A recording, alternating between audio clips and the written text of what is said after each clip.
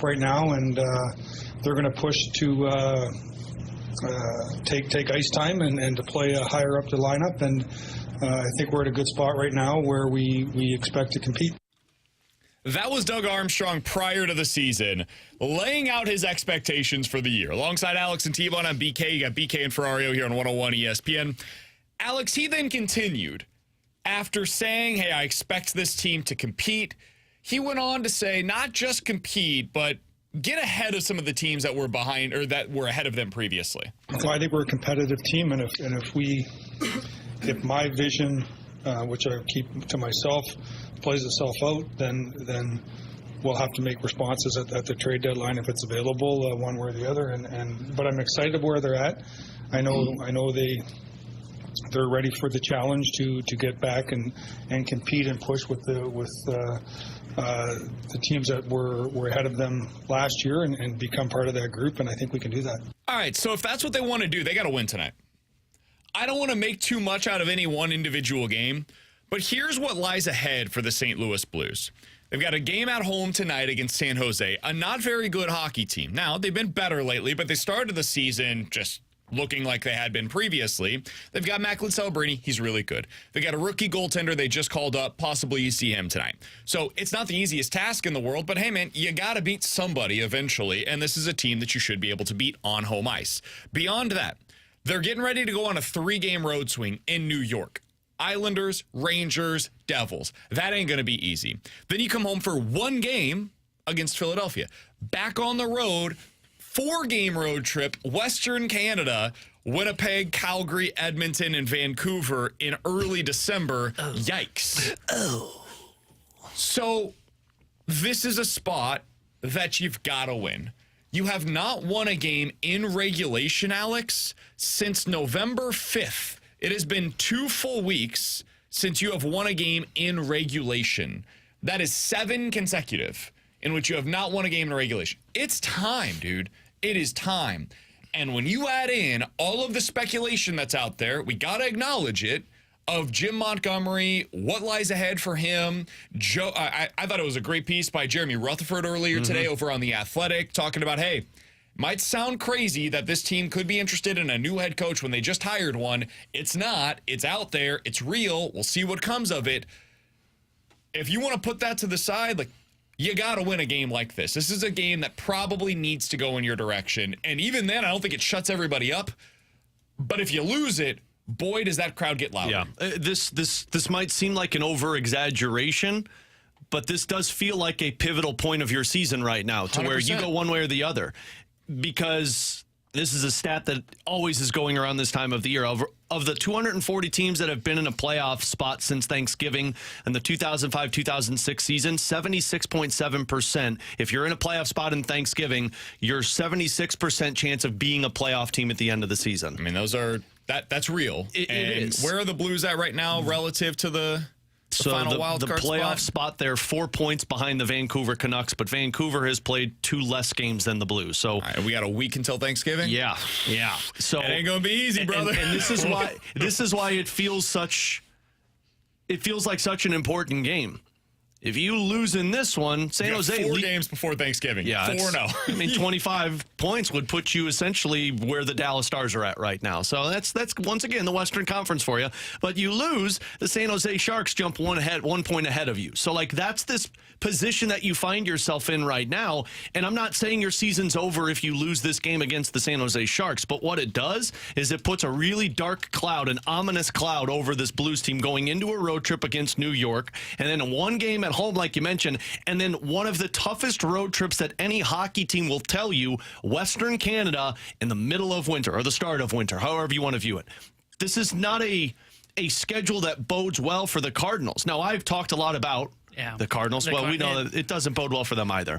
Now, Monday, True. I know that I was the optimistic. Sure affects them, really. I think Ollie's doing A-okay. Now, Monday, I know I was the optimistic guy where it's like, hey, you play 35 of your 43 games from January 1st against the Western Conference. So, yeah, you can do the unthinkable, but you're talking 2019 Cup run unthinkable. And I don't know if that's really going to be happening with this Blues team. We fired a coach in that run. Let's stop bringing that one up, T-Bone. Come on, sorry. man.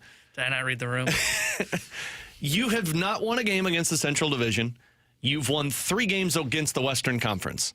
If you drop this one, there is going to be a real dark cloud hanging around this Blues team going into that road trip against New York, and that might be a ditch that you're not getting yourself out of. Yeah, to me, it kind of feels like a big game, but the only reason I say that is because of all the rumors that are swirling around the coaching position. And that makes a lot of sense. Like, if Montgomery was still in Boston, I don't know if I would feel like this wasn't a big game. And maybe it's because of my expectations coming into the season, but now that there are we just played those 2 cuts that were pretty much Armstrong saying, hey, this should probably be a playoff team this year. And then you have a coach out there that a lot of people believe, if brought in, is a significant upgrade over a Drew Bannister. That's the only reason this feels like a big game to me, is because it does feel like Drew Bannister is coaching for his coaching life tonight. But if you didn't have Jim Montgomery available, or the Blues were actually more on the idea of, hey, this is still a retool, to me this game wouldn't feel as big, because it wouldn't be more of the, hey, we've got to get into that playoff spot by Thanksgiving because of those numbers that you just brought up. So the only reason this feels like this is a significant game is because the Blues haven't come out and shut down any idea of any potential rumors that they would be connected to a Jim Montgomery. I mean, he's not wrong. Like, if there was not a looming coach out there that Blues fans are talking about, this would just feel like another game. And I think after it, if you lose, we'd still be talking the same, but we'd be talking more about you got to start playing the younger guys. So that's what I think it feels genuinely big because of the coaching situation. If the Blues want us to believe, and they clearly do, that they're competing this year, this is a game you need to win. At some point, you've got to get up off of the mat, man. And they are really struggling to find ways to win. I heard yesterday on the Fast Lane, they opened up their show talking about how not all losses are created equal, and hey, sometimes it goes the other direction. Like, fair. You got to start winning. Eventually, you become the Cincinnati Bengals, where every week I convince myself, they're going to do it this time, boys. This is going to be the week that it changes. And every single week, they find a new way to lose. We've arrived at a place where, like, the winning and the losing, which is what it's supposed to all be about, like, doesn't seem to matter. And we just do these, like, power rankings where we're like, man, if that team gets in, they're going to be scary. No, dude, the Bengals don't scare anybody right now because they lose to everybody. You know who scares people? The Chiefs. Not because they're like this behemoth, but they always find a way to win up until this week. The Lions, right? They beat everybody. You can throw anybody out there. They find a way to win. That's a skill. Eventually, that is something that you have to develop. The Blues right now don't have that skill of finding ways to win. They find ways to lose. The puck bounces off of their ass into their own net instead of the other way. That hurts. Good teams find a way to get those physically breaks. and morally. Tonight is one of those games where I don't care how it happens. Genuinely, don't care how it happens. It's got to happen, man. Mm-hmm. You are not as beat up as you once were. Everybody's got a couple of injuries right now. And the Blues basically have a couple of injuries. A big one to Broberg, no doubt. But, like, the Avalanche have played this year without Nathan McKinnon. They've played without Cale Makar, right? The Capitals are playing right now without one of the greatest scorers in the history of the game. Other teams have to overcome injuries too. Hell, the San Jose Sharks had to play without Macklin Celebrini for a while. Edmonton had to play with Connor McJesus for 3 or 4 games. So you got to find a way to overcome some of that stuff. You've got your top line in place again. I don't know what they're going to do in net, but we feel good about both goalies, so you got it. Now it's time. It's time, man. If you're going to be the team they are selling us on, even setting aside the coach situation, which is hard to do right now, you got to win this. Well, and that's why T-Bone's right. It does figure into the conversation because it's just a looming thing that people are talking about. We're not the ones bringing this up. I've been texted by like 7 different fans that are season ticket holders saying, what's going on? What's going on? It's a looming thing that you can't overlook. And you know why you can't overlook it? It's because of the expectations that have been placed on the Blues. There are 16 teams in the Western Conference. There are 10 teams that have played 1 or 2 less games than you are right now. And you're sitting 4 points out of being the bottom team in the Western Conference with 10 teams that have more games to be played that you've already played. This is one of those that you have to build up stock. I thought they were taking steps in the right direction against the Minnesota Wild. I agree. That felt like a loss. Well, it was a loss, but it felt like a game that you were like, hey, you found certain areas that you should be confident about. But at some point, we got to stop talking about confidence and start talking about putting the puck in the back of the net, because that's what's hurting this team right now. It's not the goaltending needs to make some saves. Sure, we'll talk about that a little bit later. Defensively, I think you've been a better team. Your problem right now is you've scored 49 goals on the season. The San Jose Sharks have scored 3 more goals than you this season. And Jake Neighbors said this on postgame against the Minnesota Wild. They have scored how many more goals? They've scored 3 more goals. Now, they played 1 more game than you, but they play tonight. So probably maybe even. Probably not, but sure. I like the optimism there. Jake Neighbors said this after the Minnesota Wild game. He's like, look, we're shooting the puck. It's been great. I think he had 63 shot attempts in that game against Minnesota. At some point, we got to start putting the puck in the back of the net. That is what is causing this team to sit where they're at right now. And you could talk about coaches all you want. Coach isn't going to make a guy's shooting percentage go up. That's going to just be on the player on the ice. So over the last 3 weeks, the Blues have won 2 games in regulation. Great games, though, right? Tampa, Toronto looked great. By the way, Toronto's not playing with Austin Matthews. They've won 3 in a row. You are 3-6 in that stretch, but one of those 3 wins came, or 5-1, excuse me. One of those 3 wins came in overtime against Boston. In that stretch of time, you are in the bottom 4 in the NHL in shooting percentage. You're at 8% as a team in shooting percentage. Eventually, you just got to start making these shots, man. You've got to start putting the puck in the back of the net. That's on Jordan Kyrou. That's on Jake Neighbors. That's on Zach Bolduc. Like, eventually, man, you got to get on the score sheet. You've got a good shot. You're too good to not have a single goal at this point in the season. He should. Dylan Holloway, like, you got that top line? Hey, start playing like a top line. Let's see what Pavel Buchnevich looks like on the wing again. I think they can. I think they will. But eventually, you got to start turning this stuff into results. And tonight is one of those nights where the results have to start coming their way. If they do, I don't think it completely shuts up the conversation about the coaching. No. If they don't, that stuff gets so much louder, man. So much louder, especially right before a significant road trip for this team. With Alex and T-Bone, I'm BK. You got BK and Ferrario here on 101 ESPN. If you guys want to get involved in the show, 314-399-9646 is the Air Comfort Service text line. On YouTube, you guys can get involved in the chat as well. The Graveyard Chat is off and running, youtube.com/101 ESPN STL. Coming up in 15 minutes, we'll be joined by Joey Vitale, Blues analyst for 101 ESPN and for FanDuel Sports Midwest. But coming up next, I want to talk a little college football. This weekend, Indiana takes on Ohio State. It's a 2-touchdown spread in this game. And if Indiana loses this game, that's when all hell breaks loose for the college football playoff rankings. I find that to be fascinating. What do they do in that scenario? We'll talk about it next year on 101 ESPN.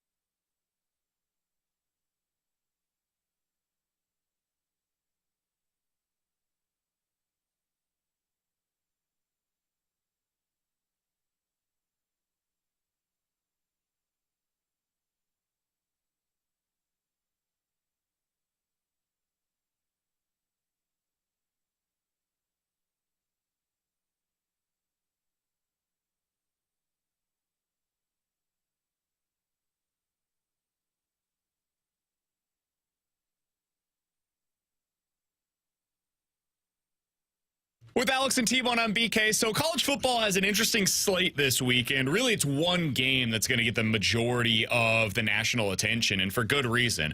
Ohio State is taking on Indiana, and this is Indiana's opportunity to prove to America they are not frauds. I don't believe they are frauds regardless of what happens this weekend, Alex. They are doing what you would expect a really good team to do against the bad teams on their schedule. They are beating the ever-living hell out of them. You look at what they did against Michigan State, 47-10, Washington 31-17, Nebraska 56-7. These are scores that we would see previously from like Georgia, Alabama, the best of the best. This is what they do when they go against lesser than opponents. And yet, Indiana's a 2-score underdog this weekend at Ohio State. And for some, that is enough to suggest, they're a fraud. Look at what Vegas views them as. They're no good. And if they lose this game, they'll consider themselves to be correct, and they'll do the victory laps, and they'll say Indiana doesn't deserve to be in the college football playoff. And if I'm just being honest, they've got a point. Because Indiana does not have a great resume. If you don't go by the eye test and you just go by, hey, who are your quality wins? Their best win on the season is UCLA, Michigan, Nebraska, like one of those. I don't really know. They don't have really a legitimate quality victory on their resume. Alex, what happens if Indiana loses this game against Ohio State on Saturday? You drop out of the playoff conversation. I mean, I don't know how you can keep the conversation going that, sure, they've got 10 wins and, yeah, it's only one loss. But what's the argument of Indiana is better than any of these SEC teams that are fighting to be in the playoffs right now, including their top 25 wins that they've had? One loss. They would have one loss, and everybody else would have two or more. And I know we talked about this yesterday of, like, can we stop it with the strength of schedule and start talking about wins or losses? And I totally understand that argument. But when I'm looking at a team like Georgia that does lose 2 games, but they lose it against teams that are in the playoff conversation, where Indiana's beaten teams that aren't even sniffing a playoff spot, and the one team that they go up against, they lose. I mean, you're out of the conference championship conversation if you're Indiana and you lose that game. Most likely, it depends on what happens with Penn State the rest of the way, but it becomes very difficult for them to be able to get in. And T-Bone, we talked about this on Monday. Like, there's only a certain amount of spots in your conference that are available for you in this college football playoff. So, unfortunately, it sucks, but I think Indiana, if you lose this game, you drop out of the conversation. I think they get in still. With one loss in the Big Ten, I can't imagine their one loss would come against a top 2 team in the country. Well, I guess it depends how it happens. And look at how many teams are complaining about the SEC not getting more teams in. I think this is the question that will be raised by the committee. Now, if it's close, now, I think if it's a blowout, they're out. To me, it doesn't matter. Your schedule doesn't give you any favors. Wow. And I know you say, well, you're in the Big Ten. I mean, guys, the top 4 teams are the only teams worth a damn in the Big Ten. Like Illinois, Minnesota, Rutgers is kind of that second tier, but even then, they wouldn't beat even a South Carolina, Vanderbilt in the SEC. Sure. But I think this is where the conversation will really happen for the committee. And it is, okay, so if it is a close game, let's just say Ohio State wins 24-21. How do you view Ohio State to the rest of the SEC? Do you view that Ohio State would beat Texas, would beat Alabama, would beat Ole Miss, would beat Georgia, and would beat Tennessee? I think they're right up there. Because if you believe that, if you're the College Football Playoff Committee, and then you look at Indiana and go, okay, well, they made that a game, that means they can compete with these teams in the SEC, then okay, then Indiana stays in the playoff. They probably drop into like that 9-10 range, but they're still probably a playoff team. But I think if they get blown out, there's nothing to look on their resume and say, yeah, okay, they could handle one of these 2-loss teams that's going to make it in from the SEC. So you'd put them in over like a Tennessee's the team that I find to be maybe most interesting with this, because Tennessee has lost 2 games, including one at Arkansas this season. Arkansas, who's mediocre as hell. And their other loss comes against Georgia by multiple scores on the road, similar to what would potentially happen to Indiana this weekend. They do have a win against Alabama, and that's not something you can take away from Tennessee. They won that game. They earned it. And held them to 17 points. No doubt. They earned that win. But is that enough to get them in over Indiana with one loss where they didn't have the slip up? Like, some of Indiana's schedule is the equivalent to Arkansas, and they didn't lose any of those games. Tennessee did. That was your opportunity to take care of business. And so now... Sorry, what game are you bragging about if you're Indiana? No, I'm with you. They don't have a great resume. There's no way for me to argue otherwise. Like, I concede that point. Totally. They don't have the quality wins on their resume, just not there. But this is also the schedule they were presented by the Big Ten. It's not as if they're in the ACC, the Big 12, the Mountain West, the WAC. Like, they're not in some of these outlandish other... They have a conference for football. It's whack, yo. They're not in some, like, random conference that you can't name any of the schools because they've changed over 20 different times over the last 5 years. They're in the Big Ten. They're in one of the two power conferences that we have today. And they just happened to have a year in which they didn't play against the best of the best in the conference because there's only 3 others. This is what's really hard about the Big Ten is you only have 3 opportunities, really, if you're one of those teams, to get a quality win inside of your conference. It's Penn State, it's Ohio State, and who am I blanking on? Oregon. Those are the 3. And they didn't have Penn State or Oregon on their schedule. This is their one chance. So I don't know. To me, I don't think if they lose 10 or less, I don't think they can fall out of the college football playoff rankings. I think you have to still consider them to be one of the 12 most deserving teams to get into the playoff this year. That being said, that's not the only game that's going to be of interest this weekend. T-Bone, elsewhere in the Big Ten, you've got your eye on Illinois. Yeah. Explain to us why I should care on Saturday when I sit down to watch college football, why I should care at 11 a.m. on Peacock, by the way. First off, this shame thrown towards this game is ridiculous. He's just mad because they're 2 spots behind Mizzou. Well, at 11 a.m., my choices are watch Big Fox with Indiana versus Ohio State or turn on Peacock. Hold on. No, just send it the damn break. There's no argument. With Illinois versus Rutgers. Why should I care about that game? Please explain it to me. I am going to have the Illinois game on my laptop, not on the big screen. Doesn't even deserve that, man. Oh, it definitely does. Because I find this season to be fascinating for the Fighting Illini and how they finished this year. Because you go back, I remember that 2022 team. You know, they had Witherspoon that was on that defense. They had Chase Brown, who's now kicking ass for the Cincinnati Bengals. Like, that team was really good.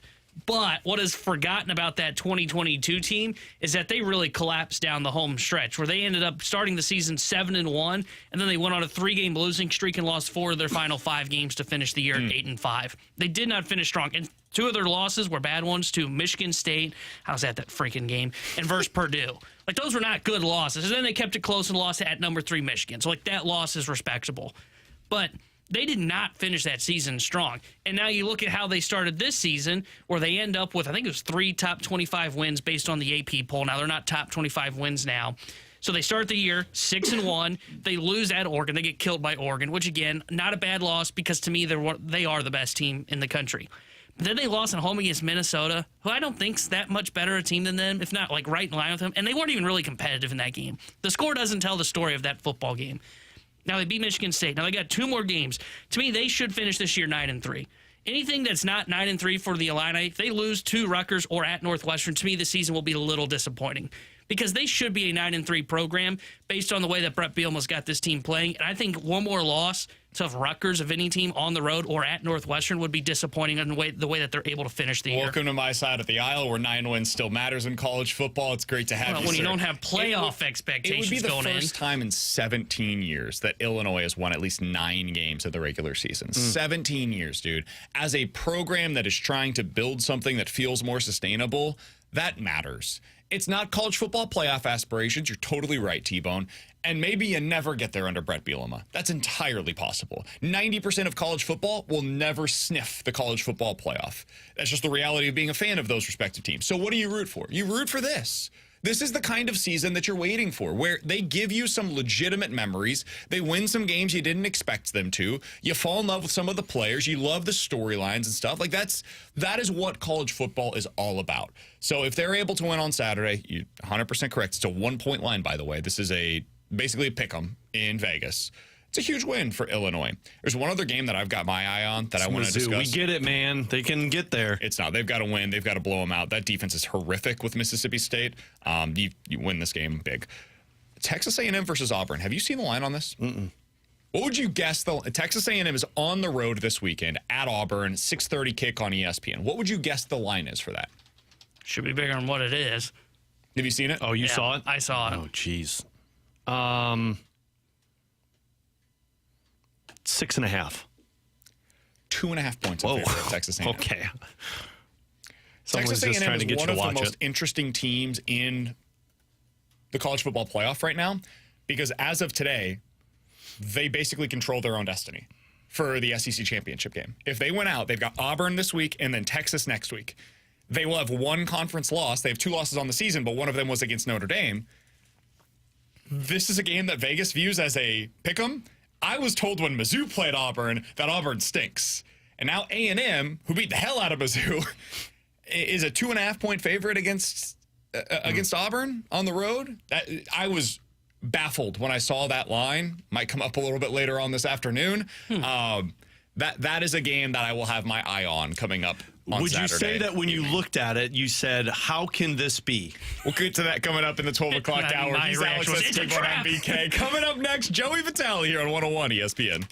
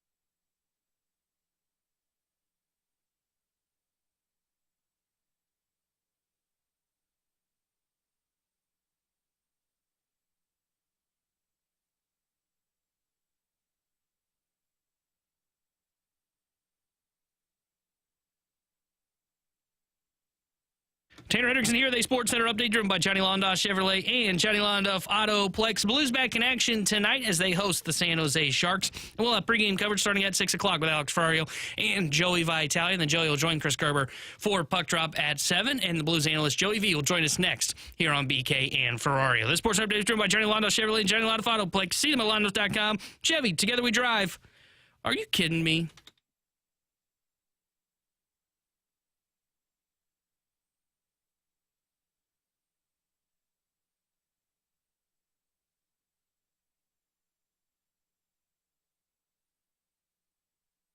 With Alex and T-Bone on BK, let's go out to the Callier and Thompson hotline to be joined by our friend, Blues analyst for 101 ESPN and FanDuel Sports Midwest. He's the one. He's the only. He's Joey Vitale, joining us as he does each and every Thursday here on BK and Ferrario. Joe, we appreciate the time, man. How you doing today? Joey! Ah, you're so awesome! Doing well, boys. Doing well. Looking forward to these chats every week. How you guys doing? Doing fantastic. So, Joe, are you going on the next couple of road trips? I was looking at the schedule earlier. This looks brutal. Now, New York seems great. The Western Canada road trip right after seems less great. Yeah, so after tonight, the next 7 of 8 all coming on the road and in gruesome fashion. I mean, you mentioned New York, not so bad. They are tough teams. You're on the East Coast, so it could be worse. But the one after that is you come home for one game after Thanksgiving, and that Western Canadian swing first week of December. There's a lot of road hockey coming up for the Blues. I just talked to Drew Bannister about it. They're certainly looking to correct their home ice advantage here tonight, trying to play better on home ice. And he looks at this like somehow creating momentum for this team as they approach the next 7 of 8 on the road. So it's going to be a big challenge coming up, not only for the road, BK, like you mentioned, but also the quality of teams you're facing on the road. This next chapter, to me, it is.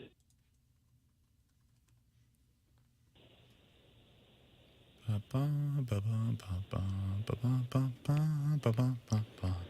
that is Joey Vitale. Trying to get him back on the line here in just a moment. It's probably walking out of the cellar that is bottom of the Enterprise Center. Because once you come up, then the cell service gets back. But when you're walking down there in the bowels, it's tough to get that cell service. I was there the other night, and man, I forgot how confusing it can be to walk around. Yeah, that BK place. texts me in the middle of pregame. He's like, "Do I go left or right when I get inside?" I'm like, "I don't know, dude. I'm in the middle of pregame right now. Hey, man, Follow the people." I need you to hold my hand. As you can imagine, I was running a little behind. Yeah, it makes sense. So I got Let there me like guess. 5 Were minutes. you eating dinner before? I was actually. I went to Yeah, Obie see. Clark's. Been a minute. Did you so I get went yourself over a there. nice pizza at Obie Clark's? I did not. I ended up going with some wings. You went with the soy burger. I get it, man. I get it, man. I went with the bone-in wings. They were chickpea real wings. man over They here. were chickpea wings. Got wings and beer. All right, we got Joey Vitale back on the line. Enough with the food.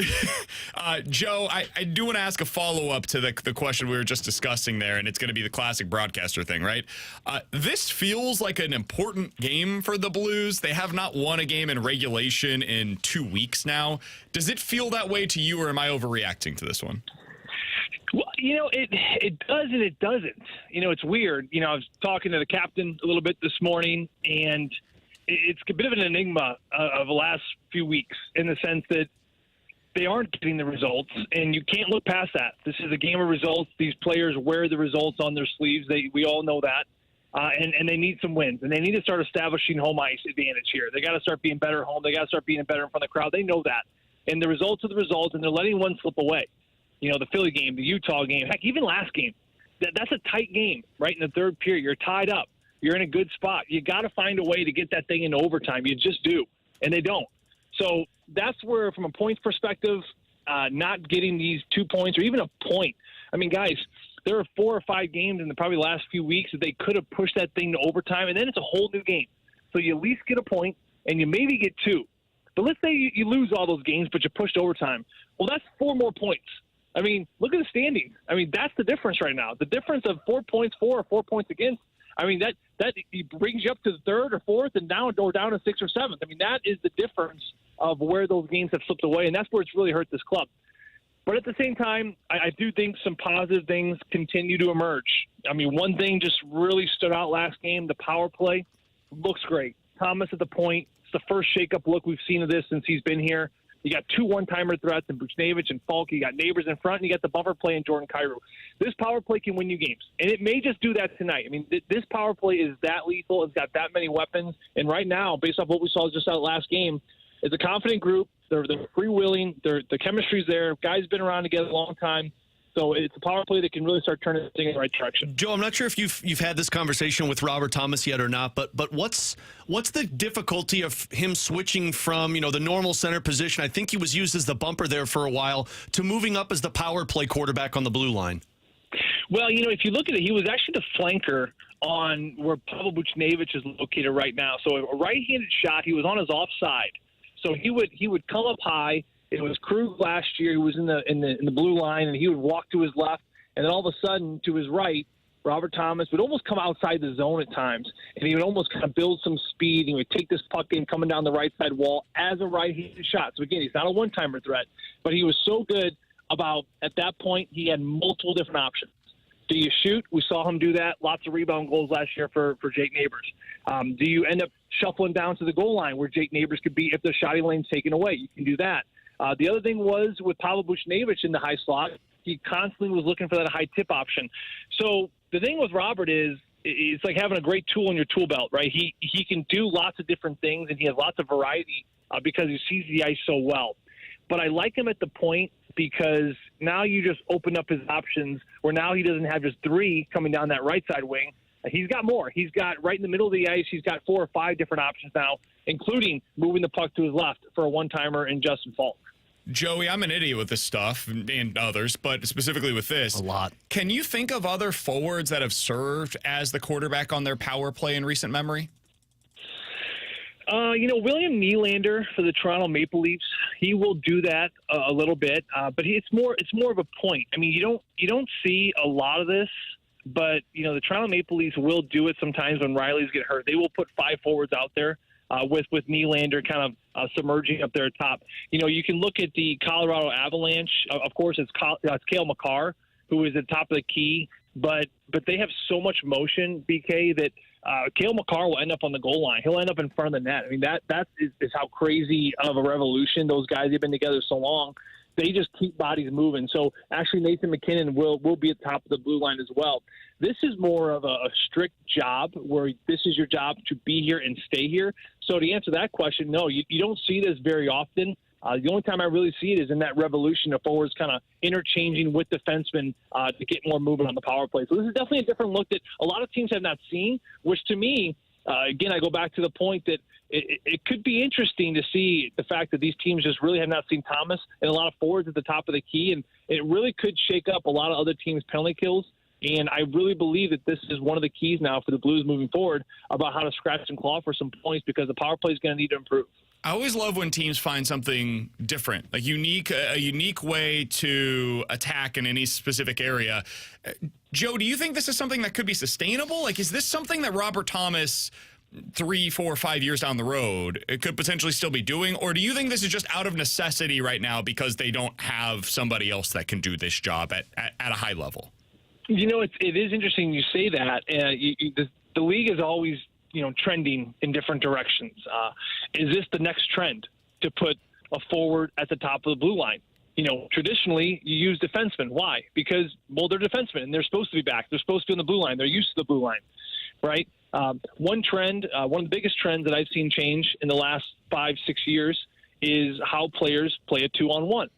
When I was playing, BK, you come in on a 2-on-1. If you got the puck and you're on a 2-on-1 and you got your buddy to the left and there's one defenseman in front of you, if you didn't have a clear lane of a pass, they always taught you to shoot the puck for that far pad, because even if you don't score a goal, that far pad is going to produce a rebound for your buddy. Now you look at hardly anyone ever does that anymore because analytically speaking, they actually the risk reward of you actually trying to slide that pass through, you're better off trying to make the pass through the defenseman, because if it does get through, the number of goals that happen on the back door are astronomical. So they actually tell players now that they want to force players to pass it through skates, under sticks, around, because if you get it through, it's going to be in the back of the net. So that's a trend that's changed. This is something that we haven't seen a lot of. I think that it's a thing that teams are going to start looking into, because it kind of makes sense if you think about it. Why wouldn't you put some of your top skilled players at the blue line. I mean, that position that Thomas is in, the position that Torrey Krug managed last year, you have to have a very high hockey IQ. You have to be very deceptive in passing. You know, look at Nylander, for example. He's a deceptive passer. Mitch Marner is a deceptive passer. Are you telling me that you know, other defensemen on the Toronto Maple Leafs are better at that position at the top of the blue line? You got to be crazy. So, you know, it isn't something we've seen a lot of, and I do believe that it is something that if Thomas finds success in, I do think they're going to keep it there. And this is a copycat league. I think other teams are going to say, hey, they're putting their top line center at the blue line. That kind of makes a lot of sense because he's their best player, and he's got the puck at the blue line, and he's got everyone in front of him, and he's got so much time and space because the other team's killing a penalty, and they're not going to rush out to get him. So let's put our most intelligent player and our best puck handler and best passer at the top of the blue line. At the end of the day, it kind of makes a lot of sense. I love it. It's a really interesting thing to me, and one of the storylines for the Blues this year that we'll certainly be paying attention to as it continues to develop. Hey, Joe, we appreciate the time as always, man. Thanks so much for the insight today. Really good stuff on Thomas on the power play. Enjoy the game tonight. We'll talk with you again next week.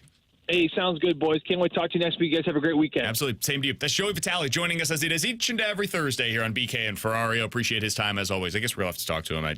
Next week is...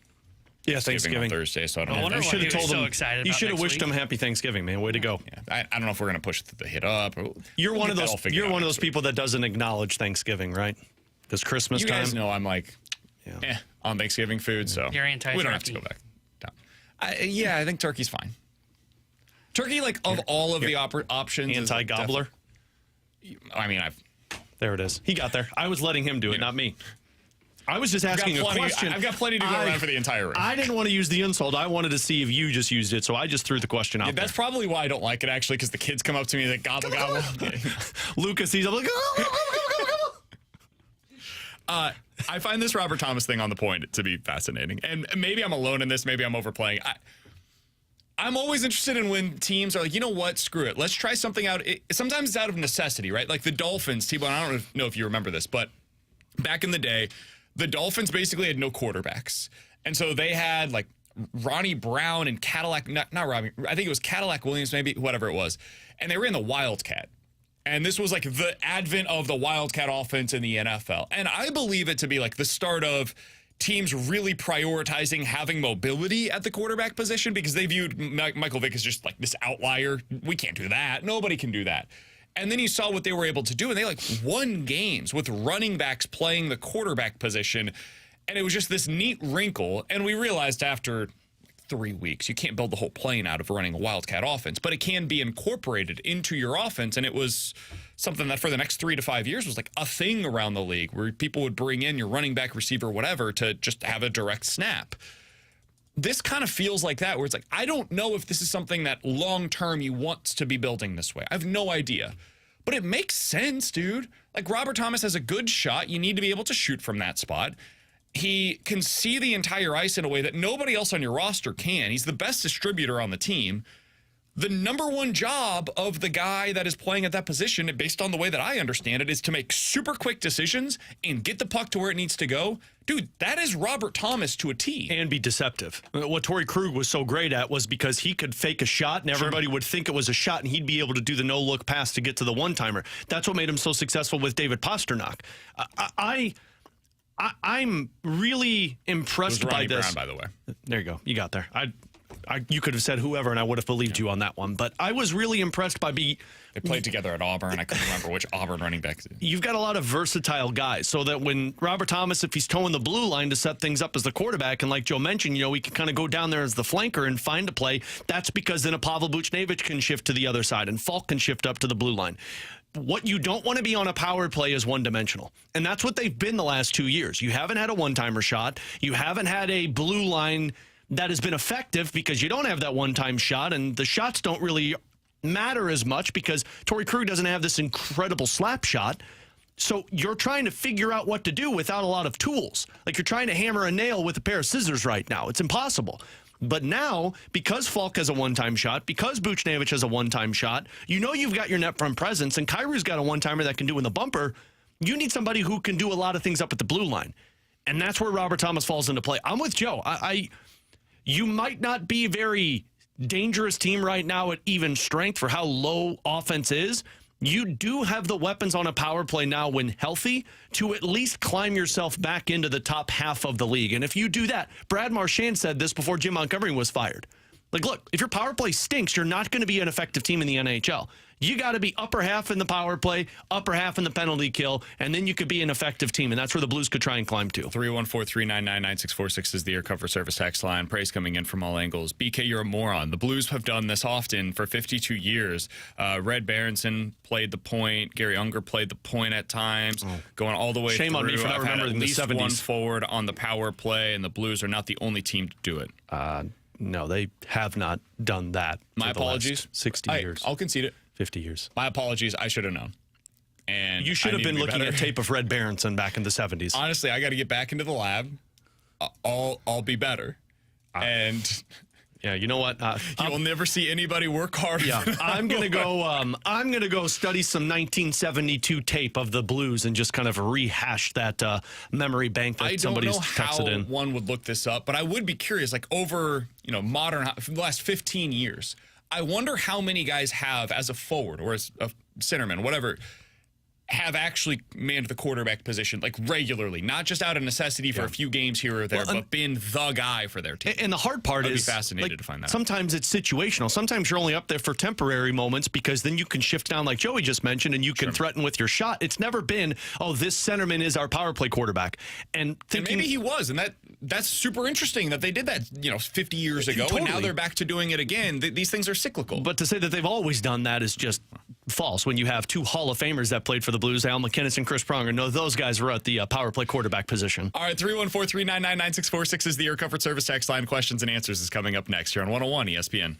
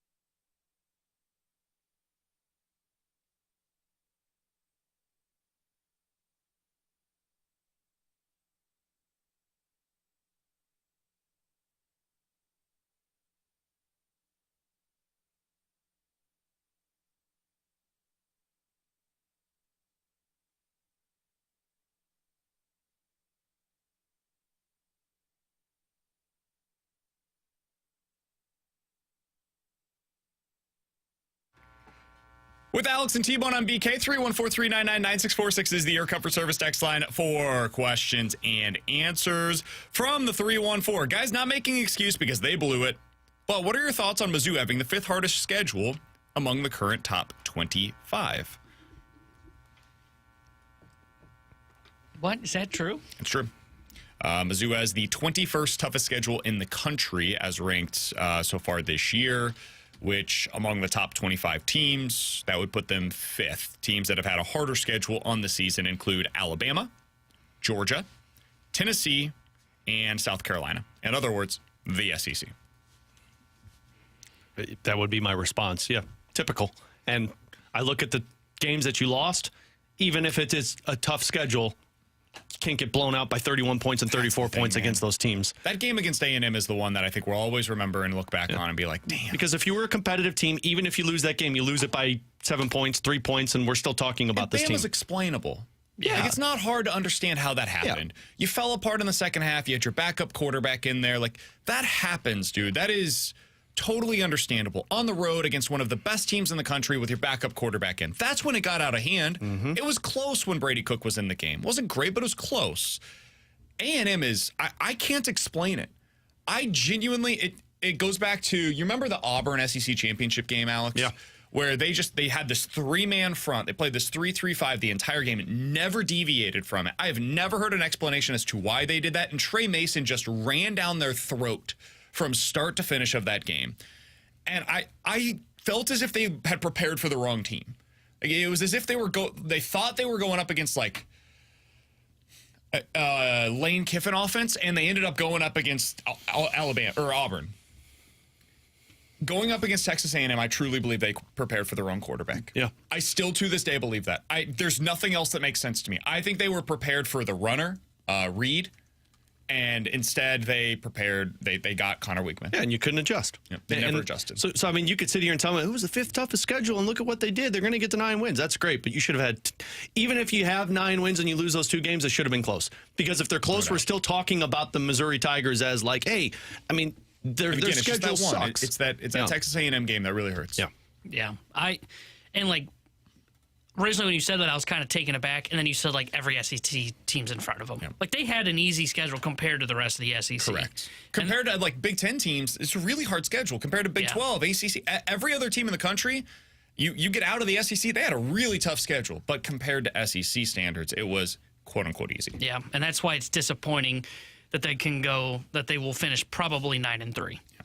All right, 314-399-9646 is the Air Comfort Service text line. We've had like 6 different questions that are something similar to this, Alex, but I'll ask this one that is representative of all of them. If the Blues happen to get blown out at home tonight by San Jose, do you think that the Blues would consider making the coaching change and hiring Montgomery? Man, that's tough because on one hand, you could hear the argument for it, and I think a lot of Blues fans are going to be yelling for it because not only did you lose the 5th straight game on home ice, you'd be 4 games below 500, but you're also losing to the San Jose Sharks. But on the flip side of it, man, that is a quick turnaround, especially before you were going on a 3-game road trip against New York. It's going to have to be among the conversations taking place by the front office. So, like, just for perspective of how fast the turnaround has taken place in the past, Bruce Cassidy was fired on June 6th from Boston. He was hired 8 days later by the Vegas Golden Knights. And that's in the offseason. It's in the offseason, but that's how fast that the hirings take place. I don't know how fast it's taken place in the middle of a regular season, but I don't know. I can't sit here and say it for sure would happen because you're in the midst of a month of November where you've got 3 games in 5 days when you're going out to New York. That'd be a tough thing to hire a new coach and put him into that essentially like oven trying to get these guys going. But on the flip side of it, you can't lose to San Jose and still say that you believe you're a playoff team. Yeah. I understand that there's people that push back on this because they've got a coach. The coach is available. Should you be talking? We got to talk about it. It's a real question, and I would say yes. We explained it in full yesterday as to why that is the case. If you want to hear our full thought-out explanations on this, check the podcast page, 101ESPN.com. Free 101 ESPN app is where you go to find it. It's all presented by Dobbs Tire and Auto Centers. And that's where you can go for that. But yeah, I think if they lose tonight, I would have to give serious consideration to making the move. Because of their stance that they're a playoff team. I think if they were going to view it how I've always viewed the season, which, hey, this is a retool. A blowout loss to the Sharks, though inexcusable, does happen to a retooling team. I wouldn't make a move. But based on the way the Blues have talked and to the breadcrumbs that they have laid, they expect to be a playoff team. And if that's the case, if I'm going to judge them as a playoff team, and that's what they want me to do, if that's what they're setting their expectations as, yeah, I think you'd have to make the move if you got blown out by the Sharks tonight. More to the point of the breadcrumbs that they're laying of being a competitive team and not a developing team. You know who's out of the lineup tonight? Matt Kessel. Oh, I thought you were going to tell me Bolduc. No, Matt Kessel. Who's in for P.O. Joseph is playing. And with Schoenemann? Corey Schoenemann is playing. Schoen. And you know why they're doing that? And look, this is no disrespect to Schoenemann because I think he's played well. But they're doing that because they need to win. Yeah. And if this was a retooling team, Matt Kessel would be playing. it's all the stuff that we've talked about, right? you'd let the lumps it's continue. Bolduc not playing every game. Now, he's been playing in most games, but not every game. Yeah. It's Kyra not being out there, tied late in a game. It's all of this stuff. These are the breadcrumbs that show you. I always say, listen to their actions, not their words. Their actions are telling you we are going for it this year. We are coaching as if we are a playoff team, where that is the stated goal. If they're not, it's like with the Cardinals when they punted on the idea that we could have Jordan Walker playing the final 3 innings of these baseball games. But no, we got to win them. We got to win them. And Von Herrera not playing. Why? Because they need the defensive guy behind the plate. It's like, no, dude, this is the time to get them those opportunities if you have punted on the season. They hadn't. They didn't punt on those seasons, for better or for worse, and that's where the Blues are right now. All right, with Alex and T-Bone on BK, speaking of the Cardinals, they are in quite a pickle when it comes to their Nolan Arenado future right now. There was an update from Derek Gould earlier today in the St. Louis Post-Dispatch. We'll read some of that for you next here on 101 ESPN.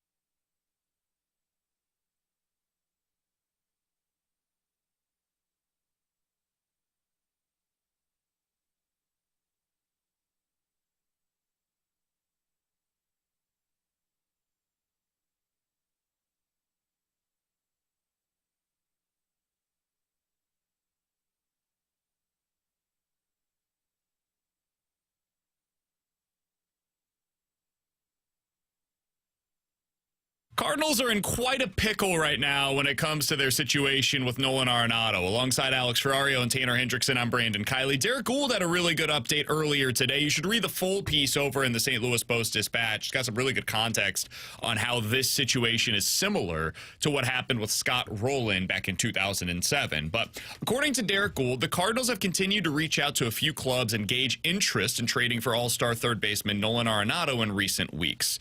That is according to his sources. Quote, if any of those talks produce an appealing deal that could place Arenado with a championship-chasing or contending team, the Cardinals would then present that to their third baseman, who has millions of dollars left on his contract and a no-trade clause. He then continues and says there is one notable difference between what took place with Scott Rowland in 2007 and what's taking place now with Nolan Arenado. That is the tone of the trade discussions.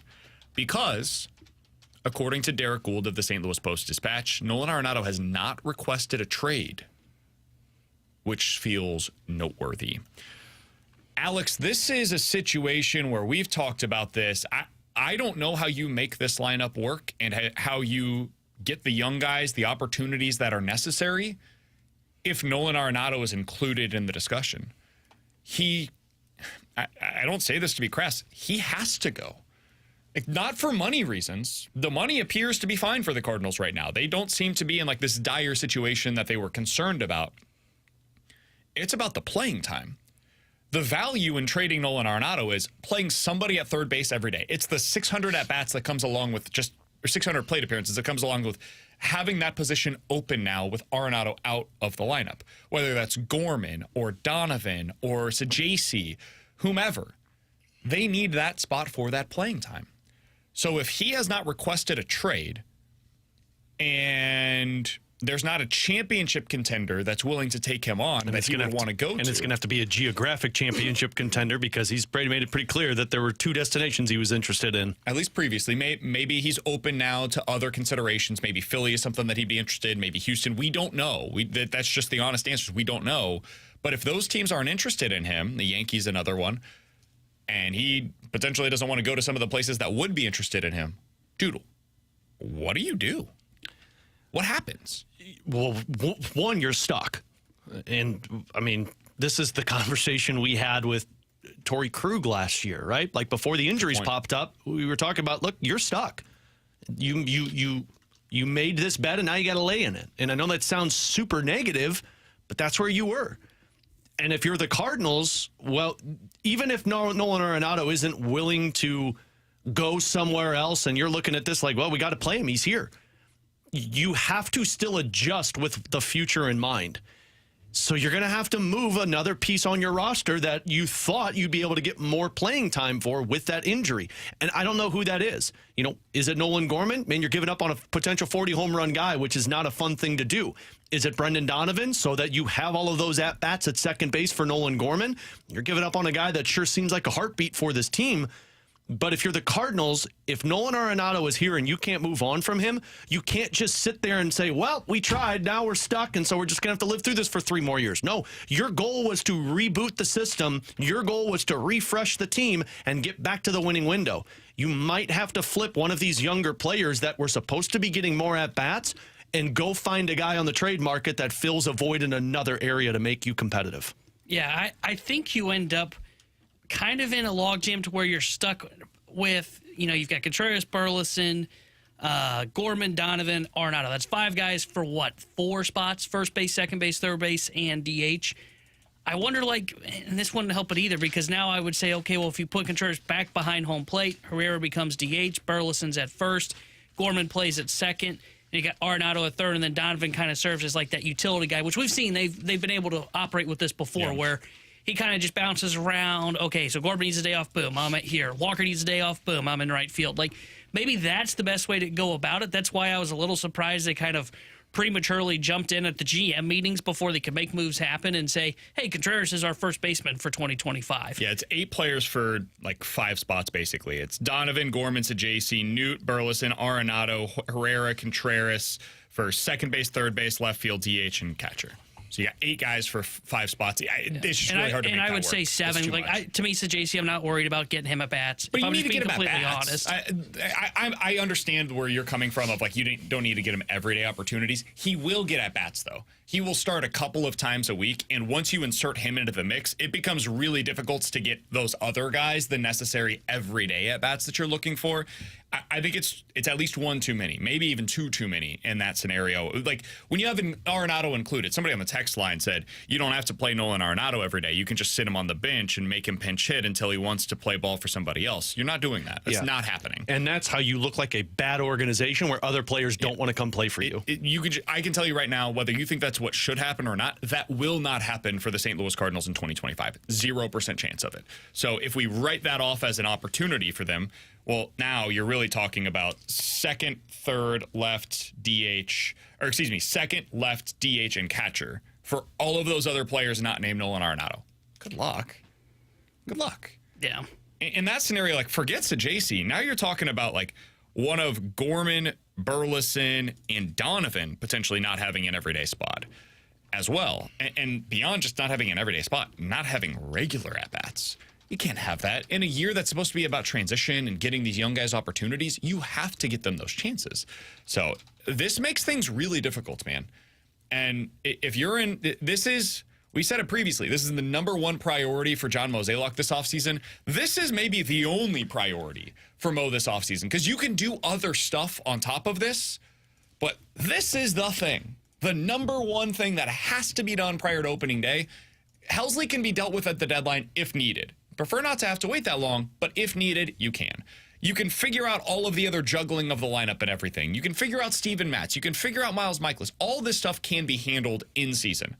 Arenado cannot. That is an off-season move in every sense of the word. You got to get it done. And you remember Craig Button, when we talked to him about the blue side of things last year, and we talked about how difficult it was to move on from one of those guys. We're talking about the same thing. And you know what Craig Button's response was? Well, you got to figure it out. You're the general manager. You're the president of baseball operations, which is why I don't want to see this team just put their hands in their pockets and say, well, Nolan Arenado doesn't want to go anywhere, so we're stuck with this, so we'll just have to keep doing what we've been doing and put somebody in the minors until they figure it out. No, you need to move something off of your roster so that you get the playing time necessary for the guys that you need. 314-399-9646 is the Air Comfort Service text line. Somebody from the 636 said, guys, I'll take the Hall of Famer over a strikeout machine and a bunch of maybes. Sure, for next season, I get that. If you said for 2025, Nolan Arenado is better for the Cardinals than Gorman, Donovan, JC, whoever your alternative is, I could see that argument. I wouldn't even be surprised if that ends up being the case. The point is, Nolan Arenado, if the Cardinals are going to try to compete in 2026 and beyond, he is on the decline where these guys could be on the ascent. You're hoping that you catch something where you're on the front end of a build for a guy like Nolan Gorman. Like maybe next year Nolan Gorman hits 235 and hits 33 home runs. You're hoping that is the start of, okay, the following season he's 250 with a lower strikeout rate again, and now he's hitting 36 home runs in a season. And then you keep building from there, and then that's like where he stabilizes as is a 250 hitter with 35-plus home runs every single season. And now you've got a 5-6-hole hitter in the middle of your order that you're kind of building around, left-handed bat, third base potentially.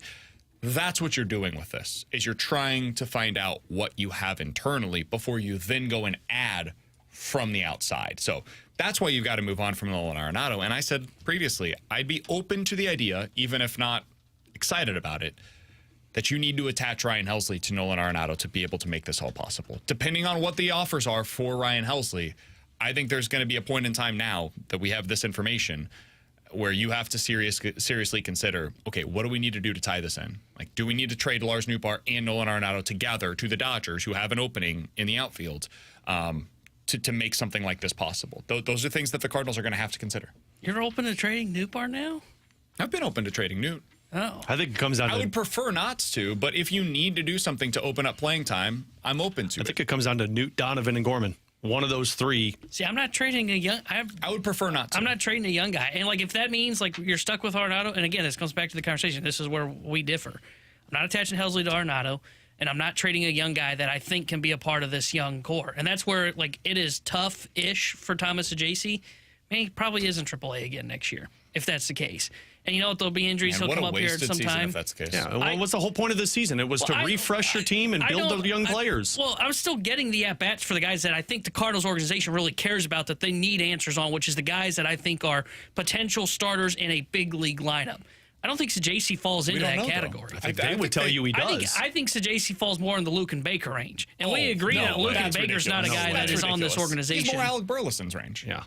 And you wasted the season not figuring out what Burleson was. What is that based on? I think Thomas Sajaci, just from the small sample size and honestly just the prospect status of him, doesn't make me think that he's a guy that I would want. But he's in the exact prospect status as Alec Burleson was. And they clearly just blocked Burleson, right? But you just disagreed that he's in the Burleson range. But I don't feel the urge to get Sajaci at bats this year. Like, I think the guys you're trying to get answers on are the Gorman, the Donovan, the new Bars. I agree. We all agree on that. That's the priority. But there can be priorities and also other guys that you still have to keep into consideration. Thomas Sajaci is not why I'm moving on from Nolan Arenado. I'm moving on from Nolan Arenado for Gorman and Donovan and Nootbaar and all of these guys, and Burleson. But I think Sajaci is basically a year behind from Alec Burleson. That's the comparison. It's ridiculous that you're bringing up the idea that he is Luke and Baker. But that's my absurd. whole thought process, I don't see Sajaci as a guy that is going to be a starter for the Cardinals when they are competing again. I think he's a nice bench piece. Maybe. And, like, if that's the case, like, that guy, I don't have to work and kind of maneuver the roster to get at bats from. That's why, like, the Arenado and attaching Nootbaar to him or attaching Helsley to him. I'm not doing that. We're not saying that for Sajaci. You need opportunities for Donovan and Gorman and Newt and Burleson and Herrera and Contreras. Like, for those guys, forget Sajaci. Sajaci's just, there is also a spot now for Sajaci to get opportunities. You're opening up the everyday opportunities for one of those guys. It's the 600 plate appearances that come at third base that are the value here. And maybe I'm in the minority here, but I could argue Nolan Gorman's fallen into that bench conversation because I've seen over 800 at-bats at the last two seasons, and he's not the home run guy everybody's making him out to be. He's more strikeout guy. Didn't he hit 30-plus home runs in a year? In 27. Yeah, like, he's a guy that, though he didn't do it last year, I think Gorman's the guy that's going to go through kind of maybe not that bad of season. Do you not view Alec Burleson as a part of the future? I think he can potentially be a part of the future. Well, what I was saying is, I said earlier, right, that Donovan can be the guy that just kind of rotates around if you had Arenado on this roster. And you said, well, you still are going to get starts for Sajaci into the lineup. That's where I just don't see Sajaci. I don't think Sajaci should start any time at all next year. Well, I'm not saying like he just sits the bench and is in the modder role. No, but he will get some start like a day or two every week. Like a Sunday. Like a Sunday will be a day in which he starts. Outside of that, I don't see more at bats for him. Like, I don't see him going in the Donovan role. See, I don't think it's a couple. I think it's like one. Okay. Well, if he's going to be up here, he's probably going to be starting a couple of days a week. Otherwise, they're not going to have him up. So. Well, that's what I'm saying. They're not going to have him up because they don't have the spot for him. Because they're keeping Arenado. That's fine. You want to trade him like BK wanted to trade Barbashev. It's all good, man. He's Alex. That's T-Bone on BK. Coming up in 15 minutes, it's time to find... The idea that you just suggested that Thomas Sajaci is in the same breath as Luke and Baker, who's a 4A player that at every point they've said not an MLB player. Like that is what I'm pushing back against. That's the only real disagreement here is that he's Luke and Baker. That's crazy, man. They've blocked Luke and Baker at every point. Thomas Sajaci, they have tried to find spots for, and they avoided trading him after getting him at the deadline as the prize of their deadline haul. Like, that's what they called it, was the prize of their deadline haul 2 years ago. And now you're saying no future, top 100 prospects, doesn't matter. You want them to trade Ryan Helsley to get the next Thomas Sajaci, and now you're sitting here telling me that Thomas Sajaci doesn't matter. That's what I'm pushing back against. Like, the prospect status that Sajaci has, that Alec Burleson has, is what you're hoping for in return for Ryan Helsley. And that is the equivalent, in your opinion, of Luke and Baker. If that's the case, then there is no reason why they should be trading Ryan Helsley this offseason. None whatsoever. Nah, trade him. Coming up next, it's time for our football pick'em here on 101 ESPN.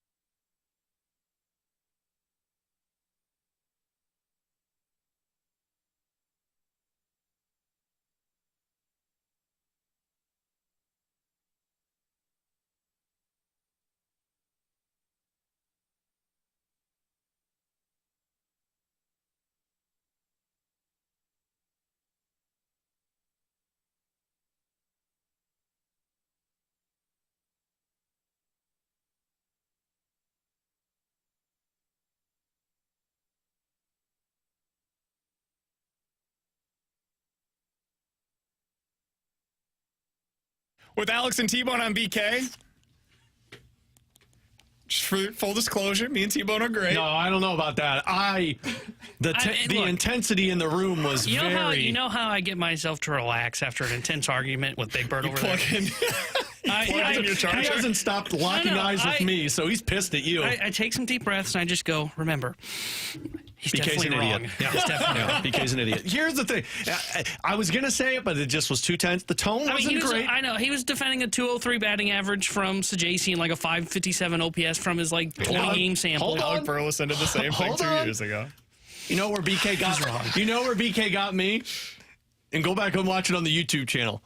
It's the stupid face. It's the facial reaction when he went like this. Like, I want to punch you in your mouth right now. I know. I get it. But That's fair. You know Deep when I breath. know T-Bone's No, he's pissed? wrong. He doesn't break eye contact with me because if he looks at you, game over. I get it, man. I thought you were great. You held your ground. I respect that. He'll meet you in the parking lot after the show. Hey, if you're going to be wrong, and I'm not saying you are, I would say the same thing about me.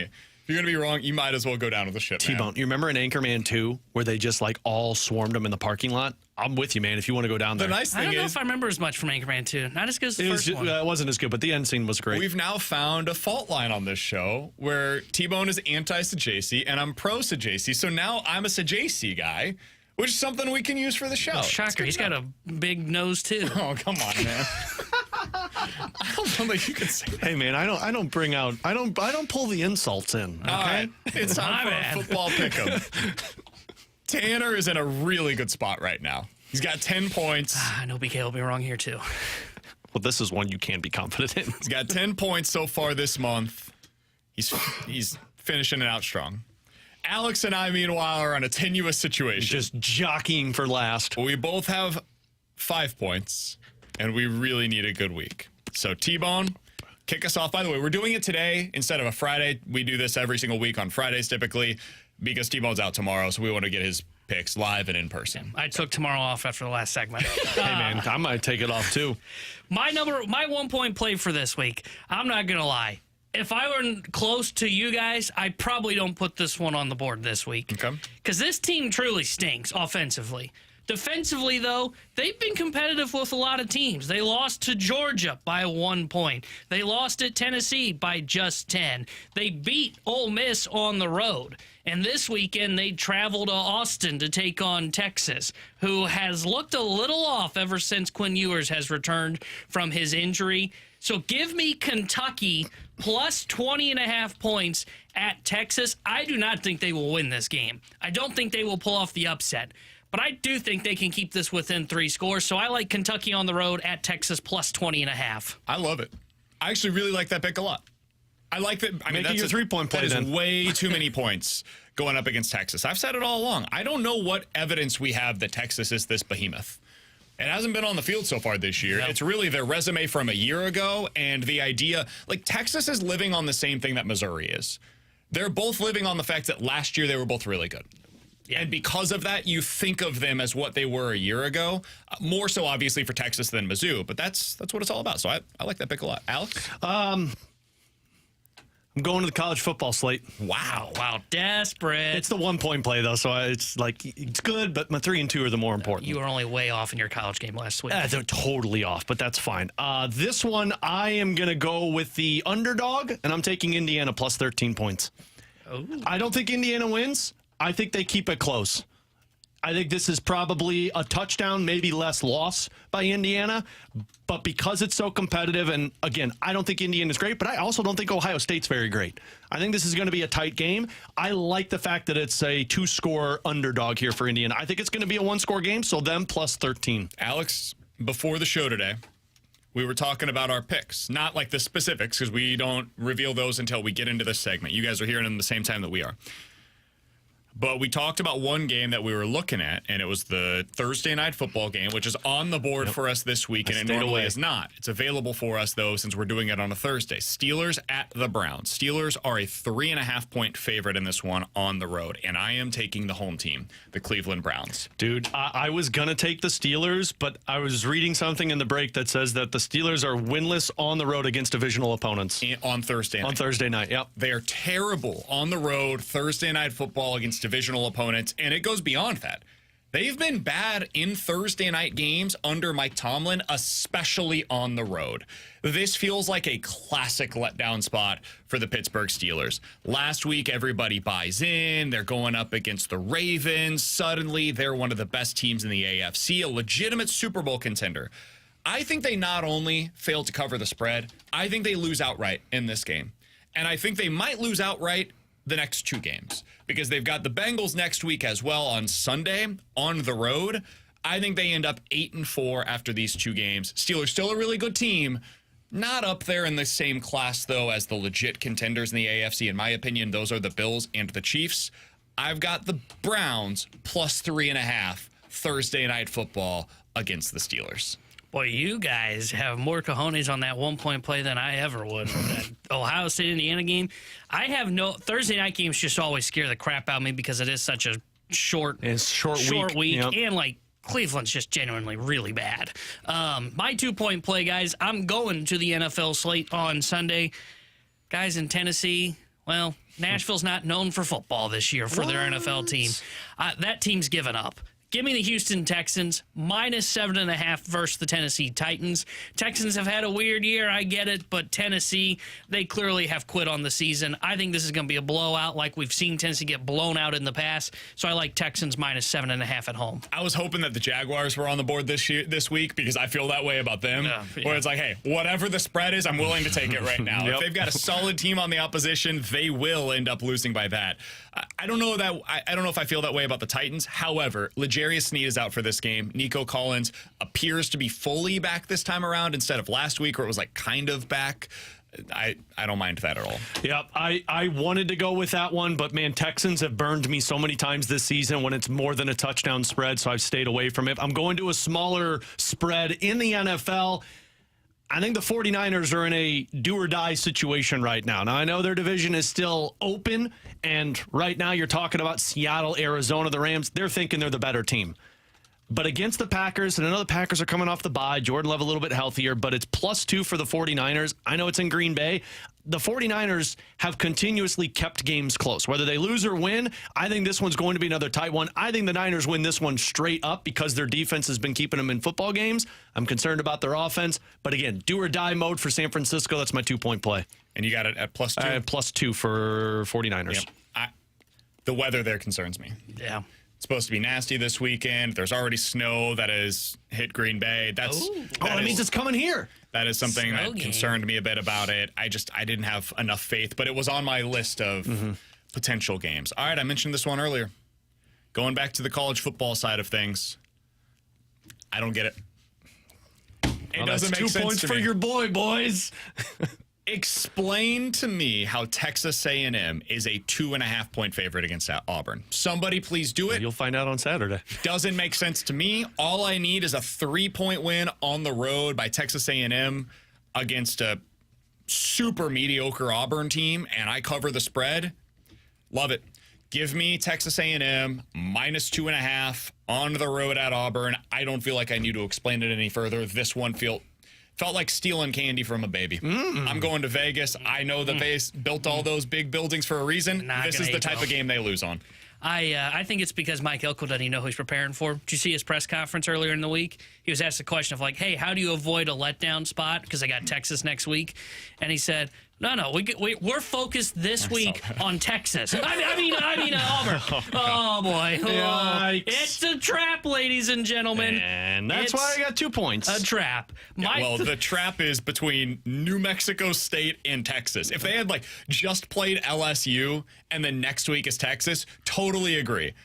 They had New Mexico State. It's not as if they spent a bunch of time preparing for that one. So, anyways, my 3-point play, I'm going back to the college slate. And, guys, in the ACC, there's this little team called Virginia who just got blown out last week by Notre Dame 35-14. They got blown out by Clemson, gave up 48 points to them. They gave up 41 points to North Carolina, who can't throw a football this season. And this weekend, they host SMU, who is still playing for their college football lives and hoping to get to the ACC championship game, and it's only a 10-point spread. I like SMU on the road at Virginia minus 10 points because I don't think Virginia's going to be able to stop them. I think SMU blows them out and keeps their college football playoff hopes alive. My concern for you is what they've done on the road so far this year. SMU on the road at Nevada, won by 5. At Louisville, won by 7. At Duke, won in overtime by a point. That one's bad. They're not a very good road team. That's the one concern that I have. But otherwise, I mean, if you just look at the matchup, it's pretty clear one team's better than the other. Alex, your 3-point play. 3-point play, boys. I'm staying in the NFL, I should say. I'm taking the Detroit Lions. You know what they are on the road this season? Good. Undefeated. You know what they've lost. You know what they've won by on the road average this season? 10 points. Oh, that's less you know than how I many thought. points they've given up to the bottom dwellers in divisions this year? I'm 3. counting the Cowboys, the Titans, and the Jaguars. Going like 3 or 6. They've given up 19 points. I think this is not going to be a good game for Anthony Richardson. It was fun. We beat the Jets. This is great. We're going to be still competitors. No, I think the Detroit Lions are going to be fine in this one. It's a 7.5-point spread, and I believe the Colts are one of the bottom 5 teams in rush defense, and good luck trying to handle Jahmyr Gibbs and David Montgomery. I don't know, man. Anthony Richardson looked different last week. I'm built different. I don't think that the Colts will win that game outright, but don't be shocked if they keep it closer than expected. Is this supposed to scare me? No, it's just, that's the reason why I stayed Because away you from agreed it. with my 3-point play last week, and I lost it. So Well, that's What was the way your that it 3-point goes. play last week? I don't even remember. But he was like, "I love that pick." I'm like, "Son of a." I'm a little surprised that you guys didn't take this one. I felt like this was another obvious pick All right, this week. man, you're getting 1 point this week. Maybe. He didn't have the tone problem on the 1-point play. Did you guys see who the Giants are starting at quarterback this week? Tommy DeVito, DeVito, baby. hey! Hey, Bucks- that's a touchdown. Tommy! The Bucks are getting Mike Evans back. And Tommy DeVito, who took sacks at a historic rate the last time that he started, is going up against a line's fault. Todd Bowles defense. Understood they're not very good, but it's still a Todd Bowles defense that confuses guys. They're going to get a sack every 5 dropbacks for Tommy DeVito The in this game. disgrace you put on Tommy The DeVito's Giants legitimately might score fewer than 10 points. Give me the Bucks minus the 6 points. Feels easy to me. Bucks minus 6 on the road at the Giants. I'll be done by halftime. You know what's great? I could have just made my 1-point play and I'd have been good because he just BKO'd all 3 of his picks. I was shocked. I thought he was going to take the Mizzou game. No. I thought about it. No way. Yeah, I thought that was one that you were thought going to about go it. towards. I just don't know where the motivation's going to be for them this week. That's why my I concern. avoided it. Because it was such a not just that they lost, but the way that they lost last week and to have nothing on the line. They didn't either way, but now they know they have nothing on the line. I couldn't do it. On the road, Mizzou's been terrible on the road so far this year. Should've run the Mississippi State actually cowbells. does have some interesting offensive options. They're just terrible. The defensively. good news They're for horrific me defensively. is if I get my pick on 12 o'clock on Sunday, because that's the Lions game, BK's 2-point play if he loses, I'm smooth sailing. There you go. He's Alex's T-Bone on be a good BK. weekend. Coming up in 15 minutes, we'll dive into the junk drawer. But next, time to find out once and for all if this top line can actually be a top line in the NHL. We'll do that next here on 101 ESPN.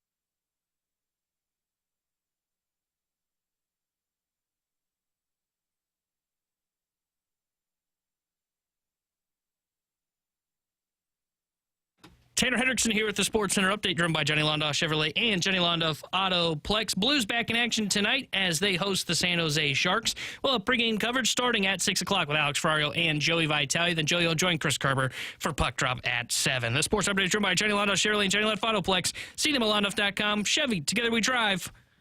Are you kidding me?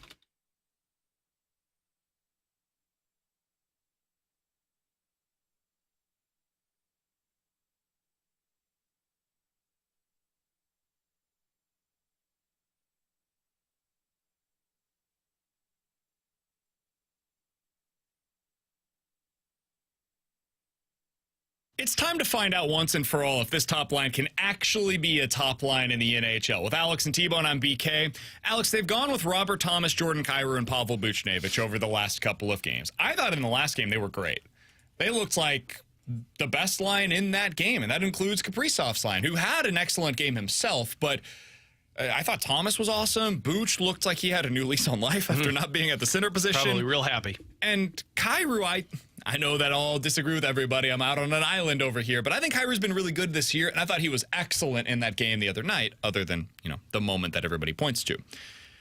Alex, Fine, didn't matter, right? It was an empty net situation, only down by a goal. We're retooling. Yeah. And we're not using names on the show anymore? Yeah, mostly because it's the same guy. Since the start of last season, when those guys are on the ice, they have about 56% of the scoring chances in their favor. If you look at the goals for versus against, they've outscored their opponents by about 10 goals when they're on the ice. If you're looking at shots for percentage, it's about 56%. Corsi ratings right around there as well. All of the underlying numbers suggest, hey, this line's been awesome. And yet there are times where it doesn't feel that way. There are individual games where it's man, they just feel like they're kind of floating through the game and doesn't feel like they're having the impact that you're expecting. What are you looking for them? Because this could be an extended runway here for the next, 40 games, 50 games, where they get to really play together and build that chemistry up and show themselves to be the top line that they believe themselves to be. What are you looking for from them? Well, the first thing I'm looking for, and it sounds obvious, is the finishing ability. Because we could sit here and talk about how great they look and how much zone time they have and the Corsi rating and the goals for expected. None of that matters until you start putting the puck in the back of the net. Because if you're the best line out there, you got to do one of two things. Eliminate the other side or put the puck in the back of the net. And when they're on the ice, to that point, 8.5% shooting percentage over the last two seasons. Yeah. Since the start of last year, 8.5%, which is horrible. When Thomas is on the ice without Kyrou or Booch, his line has a shooting percentage of 13%, to put that in context. And compare it to other top lines in the National Hockey League, you're going to see those shooting percentages a little bit higher up. So that's the first thing. You've got to start finishing these chances, but that's not just the top line. That's everybody. Your second line hasn't been finishing those opportunities. Holloway line, they're getting great zone time, but they're not scoring. But the other thing that I'm really curious about is, does Jordan Kyrou switch the style he plays? Because I've been a pretty big adamant about he can't play with Robert Thomas and Pavel Buchnevich. Why? Because when they're together, they like to do that run and gun style of hockey where you get odd man rushes and you play pond hockey. When Robert Thomas went down to injury, Jordan Kyrou shifted his playing ability. He was not trying to do that. Sure, there were moments that he tried to dangle and they were turned over, but that was when you're trying to win the game. First and second period, man, he's forechecking. That game against Minnesota, he laid 2 body checks to try and steal the puck along the boards in the offensive zone. That's what the Robert Thomas line needs. They need guys who can retrieve pucks. Look at the beginning of the season. The beginning of the season, they put Holloway and Neighbors with Robert Thomas. Why? Because those are guys that go out there and retrieve pucks. So do you continue to play the same style with Robert Thomas and Pavel Buchnevich? Because if those 3 guys are on the same page, I do believe you're going to be one of the top lines in the NHL when it comes to the offensive zone time, the Corsi rating. But again, it goes back to you got to stop hitting posts, you got to stop missing nets, and start putting the puck in. And the other one for me that I'll keep an eye on, because I do agree with the finishing one, and we'll see if the style ends up playing where Kyrou plays more of that kind of possession style of hockey. Can Kyrou be a guy that's on a top line that's supposed to be a shutdown line? I think he's played his most complete season yet as a St. Louis Blue. And I think he's still a plus, if I'm not mistaken, coming into tonight's matchup. So he's been better defensively. Well, can he be a part of the line where it is, hey, Robert Thomas is supposed to take the best line from the opponent and take a line of a Nathan McKinnon and shut him down? Well, can Kyrou be a guy that plays a part of that? Because I do think he's been better defensively, and if he is, then okay, then he can stay on this top line. The other thing, too, is we've always talked about why does he probably work best on a second line? Why did we not really talk about him coming into the regular season when we had those conversations? Was, well, when he's on the second line, he can really find a matchup that he can take advantage of.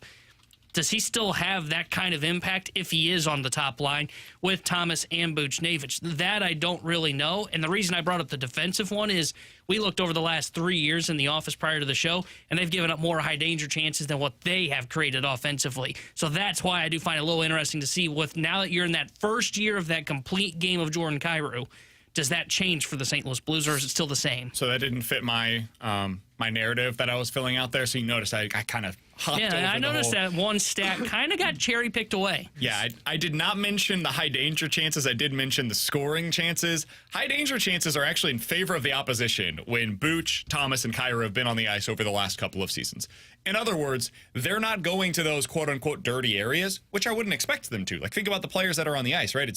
It's guys that mostly play on the outside. It's that perimeter hockey, as you like to call it, Alex. Mm-hmm. And that would lead to a lower shooting percentage. You would expect to have a lower shooting percentage the longer you get away. It's like shooting a 3 in the NBA versus a layup. The 3 is worth more points. In the NHL, they're all worth 1. So, yeah, I'm willing to take that 3-point shot, but the best shot in the NBA remains a layup or a dunk because it's the highest percentage opportunity. The equivalent in the NHL would be right at the net. That's what Jake Neighbors does, right? That's where he gets his opportunities. You don't really have that guy on this line right now, so it stands to reason that you would expect him to have a lower shooting percentage. That is something that is going to have to be figured out over time. Can Booch be that guy? Now that he's not at center, you're going to see him more around the net. Is Kyrou more willing? Because we saw this at the end of last year, Alex. Kyrou started going more towards the net. Yeah. Are we going to see some of that emerge again? We'll see. This is the type of game where I would expect you to have some success with that. San Jose is still incredibly young. And you're going up against an inexperienced top line of Toffoli and Macklin Celebrini. So you should be able to take advantage of that. Where this gets really interesting, T-Bone, to your point on the matchups, is when they go on the road. Because 6 of the next 7 games after tonight are on the road, mostly against quality opponents, mostly with good top lines that you're going up against, mostly with experienced top lines that you'll be going up against. There's no way to hide. They will have, for the most part in those games, the opportunity to match what you're throwing out onto the ice. So it's you getting your guys out there, them matching, and then we'll see how it goes from there. They will be trying to expose what you have out there with Jordan Kyrou. But Booch and Thomas should be more than good enough to make up for his liabilities defensively, which aren't as bad as they've been in recent seasons. So it's going to be fascinating to watch. I think those 3 guys continue to be the number 1 storyline for the Blues, whether that's on the power play with Thomas being at the point, whether that's Kyrou to Booch trying to become these top-line players. They've been missing true shooters this year. That's the line that has the ability to change that. All right, coming up next, it's time for the junk drawer here in BK and Ferrario.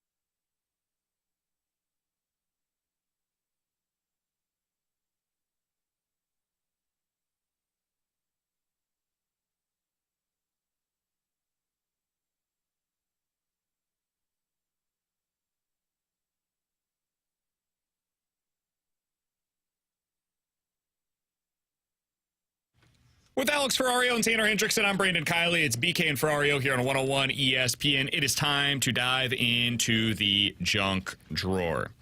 Alex, as we get further and further into the fall, this is where I ask the question. Are you guys interested in going to football games at this point? Oh, hell yeah. Hell no. What? Hell no. What is that point? Because, so my dad has season tickets still to the Kansas City Chiefs, and he and his wife go to all the games until they get to a certain point. Like the playoff game? Roughly now is the point where my stepmom says, Yeah, I'm out. Yeah. Take friends. Same. I'm good. I got to go to all of the games prior to mid-November, and from here on out, I'm not doing it any longer. I don't need to go to anything like 40 or below. I'm good. I will watch from home where I've got my own drinks. I've got my own food. I'm good here. It's climate controlled. That's it. Do you guys have that in you as well where you're like, outside? Nope. 3 hours?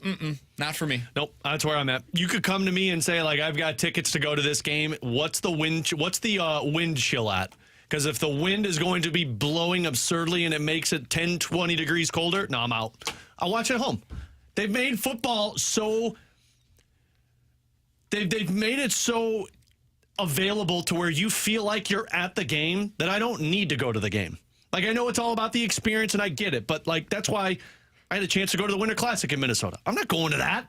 Are you kidding me? No. Really? I would much rather sit in a warm place and watch it. The Winter Classic in Minnesota. That was like negative 20. But again, that was disgusting. But, like, that was the Chiefs playoff game. What was it last year? Where I'm not going to that. Right now, I'm okay still. Like today, 41 degrees. There is wind blowing. It feels like 32 outside. Are you in or out on going to a football game? I would be in on that. A night, like a 2:30, we'll say 2:30, college football kickoff. It's going to get down to like 35. I would be in on that because I can layer up enough for that. I've golfed in that weather before.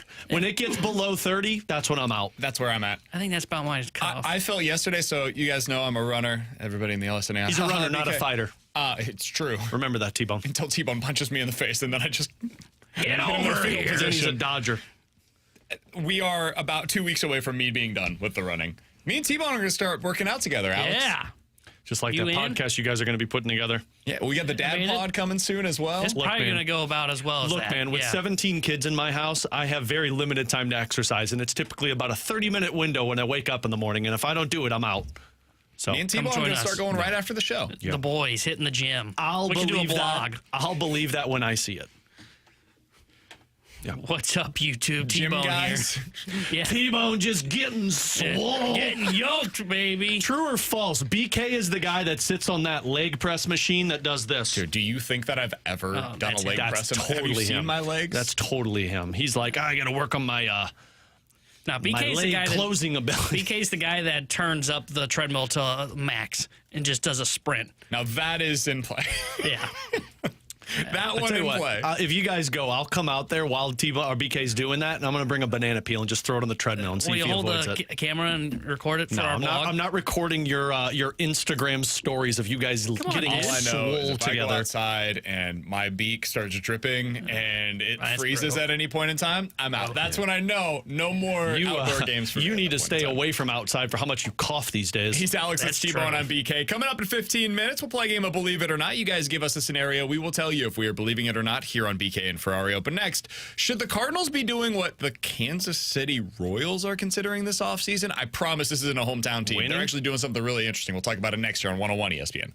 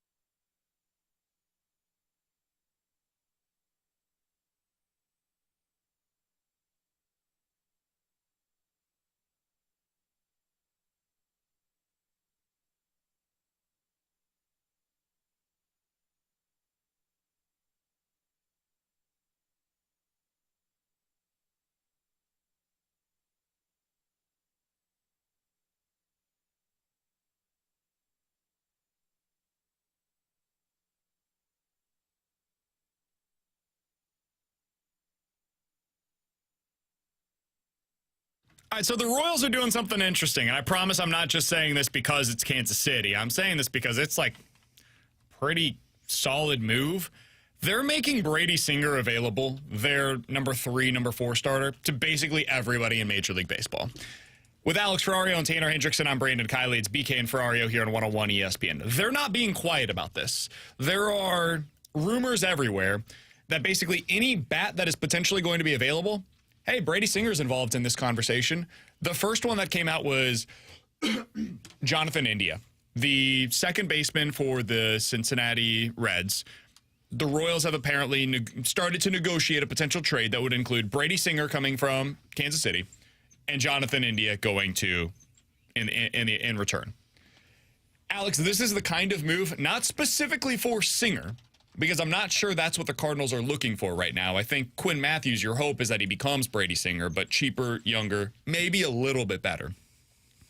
But for a player like Brady Singer, but slightly better, if the Cardinals are going to potentially move on from some of that young talent that we talked about and yelled about at each other earlier today. Well, you two yelled. I didn't yell. JC, Donovan, Newtbar, Gorman, etc. That's the kind of move that you're probably looking for. Yeah, I mean, that's the creativity we always talk about with this team. Like, if you are in a position where Nolan Arenado is here and you're looking at, what did you say, 8 players for 5 positions in terms of your lineup, you got to look at one of these guys and say, where are we weak on this roster right now? Because can we flip an area of strength in terms of middle infielders, utility bats, all left-handed? If these are the guys that we have, and we've got 5 of them, and we are only able to play 3 of them realistically, where are we weak? Because if we're weak on the starting pitching front, and sure, you've got the development, but is there a 25, 26-year-old pitcher who just really hasn't hit his stride with the team? And I know Brady Singer just had a really good season for Kansas City, but if there's a guy who we believe is going to take that next step and he's available, and we got to get rid of something that, sure, it's going to suck to trade away a Brendan Donovan, a Nolan Gorman, a Lars Nootbaar, because he's probably going to make you pay. But welcome to being able to identify talent and understanding it's better than what you've got.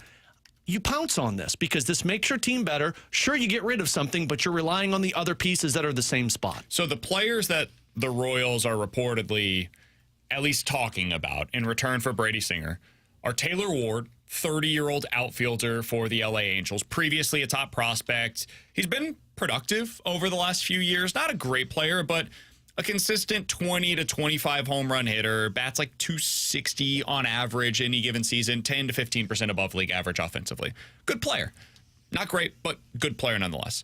And Alec Bohm, that's the other one that has been bandied about as a possible option for them in return for Brady Singer. You guys know about Alec Bohm. I don't need to tell you about him. And then the third is Jonathan India. So that's kind of the range that you're looking at.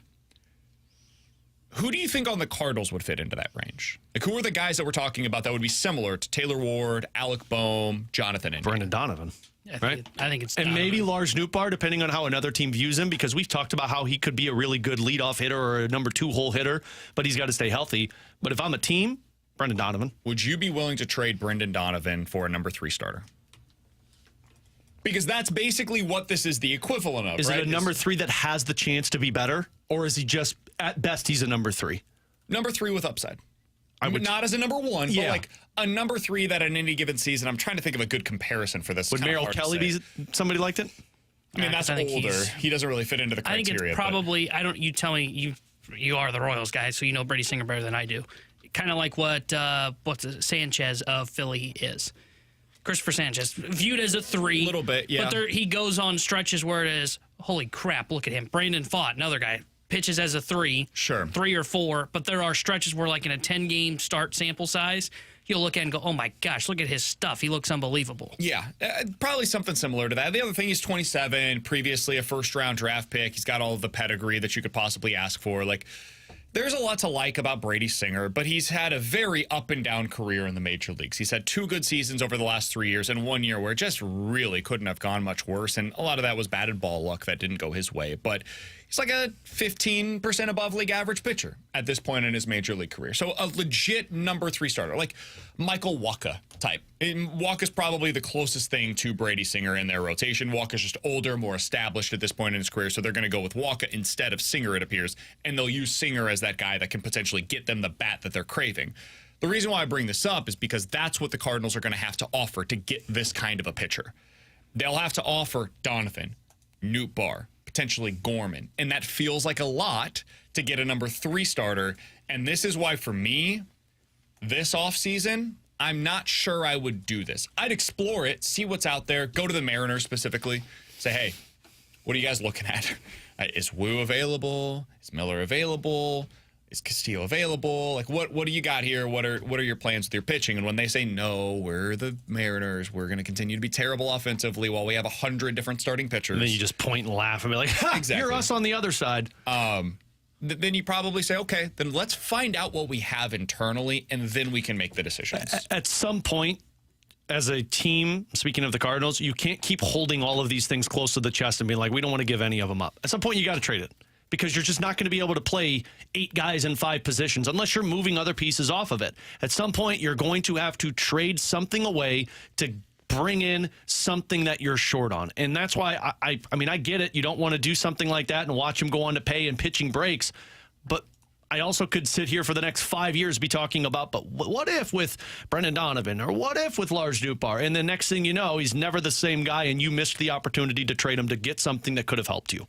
See, I don't think they're in that spot as an organization where they, because typically I agree, that's where I've been critical of the Cardinals before, is they always shop in kind of the bargain bin when it came to like the trade deadline or in the offseason when it was for trades, because they wanted to hold on to their prospects, right? They just wanted to keep hold of them because they didn't want the next Randy Arozarena to get away. Well, now's the time that they actually probably should hold on to some of these guys. That's where I'm because they are in a retool. They aren't trying to win, and they've said that publicly that they're trying. It's not about winning this year. Well, if it's not about winning, then I don't see a problem with holding on to these guys. And maybe you end up being right, Alex, to where Nootbaar never ends up living up to his hype. But I don't think you're at the spot as an organization to just say, yeah, let's flip Donovan for a number 3. I do agree you explore it. Like, I think Pablo Lopez is still the number 1 target for them. And I understand he makes a ton of money, and he's better than a number 3. But he's still very young, number 2/number 1 starter for a team, and Minnesota's looking to cut payroll. So like, if I had to include Donovan in that kind of trade to go get him, absolutely. That's a guy with some significant upside, and he's got another year of control, and then hopefully a guy that you can extend on a contract. I just don't know if Brady Singer falls into that category, because I think Palante can be Brady Singer. You know, I think it's possible Michael McGreevy could end up becoming a little bit less of a version of Brady Singer, but be like a number 4/3 at times. I think those guys don't have the strikeout stuff that Singer has. That's the difference to me, is like he's right around a strikeout per inning. I think it's more in line with Quinn Matthews. Matthews is the guy that you hope becomes Singer plus. Yeah, I'm okay with waiting to see if Matthews becomes that guy. What if, I don't think this is going to happen, but just hypothetically speaking, right? We don't have to spend much time on this. They offer up Logan Gilbert? Absolutely. You can have Lars Nootbaar. In. Hunter Brown is a really young starting pitcher for the Houston Astros. He's 26 years old, previously a legit prospect. Last year had a really good season for them. Has legit strikeout stuff, had a 3.5 ERA, ended up throwing 170 innings for him. Again, I don't think the Houston Astros are going to do this, because at some point they've got to do some cost-cutting measures and like get rid of their expensive starters and build around a guy like Hunter Brown. But in the event that they end up losing Alex Bregman, and they don't want to spend money, they want to go with a younger, cheaper guy at that spot, would you be interested in a guy like Hunter Brown and trading legit assets? So we're talking about, you know, Nolan Gorman, who they'd end up putting at third base potentially, and they can have him play in that bandbox down there in Houston. Like, is that the kind of thing that you're targeting? I mean, yeah, absolutely. I don't think it's likely, but yeah, but I'm looking at this, and I mean, you talked about the strikeout stuff. I mean, we've seen 3 games of him, and he's started 59 games, and you're talking about almost 9 strikeouts per innings. Like, yeah, he is a strikeout guy per inning. Yeah, I mean, this is a guy that I would imagine if you're the Cardinals, you can dream on. Now, I mean, again, you better hope that you identify talent correctly, because you can't keep going down this trend of we trade a guy away, he's great, and we get a bust. You don't want another Matthew Liberatore 2.0. But this guy's different because he's done it. Sure. Yeah, Libby was, you can dream on it, and maybe down the road he becomes a mid-rotation starter. This is a guy who already today and you could still dream 3 on it. So yeah, I mean, this is what you'd essentially be going after with Seattle. You'd be going after a guy who's done it similar, and back end, but you expect the upside of him. So yeah, this is why I wouldn't be sitting here saying, well, I can't give away Donovan and Nootbaar, and we've got all these guys. These guys are going to be great for us. No, at some point you got to go get something your weekend. And the reason why I brought him up specifically is because I think it would take more than what I just mentioned. Like, I think he's a really good trade asset, Hunter Brown. I think you're talking about like probably giving up multiple of the guys that I had mentioned and maybe a prospect as well. But that's what I'm doing.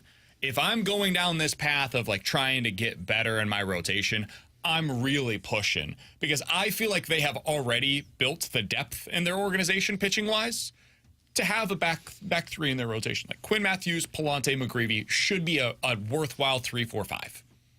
I'm trying to trade or add a guy that can be a 2 or a 1 down the road. Brown might have that kind of ability. I don't think Singer does. I don't think Singer ever will. And I don't want to lock myself into a spot where I have a bunch of back-end starters because that's what they've been. It's just cheaper this time around, which is better. It's better than being expensive, but yeah. I, at some point, need to start adding. It's kind of like the Blues problem. Blues have a bunch of third-line wingers. At some point, they got to get dudes that are legit top 6 wingers. That's where the Cardinals are at with their rotation. If you're going to make a trade from position players to pitching, which is breaks more often, more volatile, I need to get something that's at the top of the line now. And Hunter Brown, to me, would be one of those guys, but it would cost you a lot to be able to go get him. He's T-Bone, that's Alex, I'm BK. Coming up next, time for Believe It or Not here on 101 ESPN.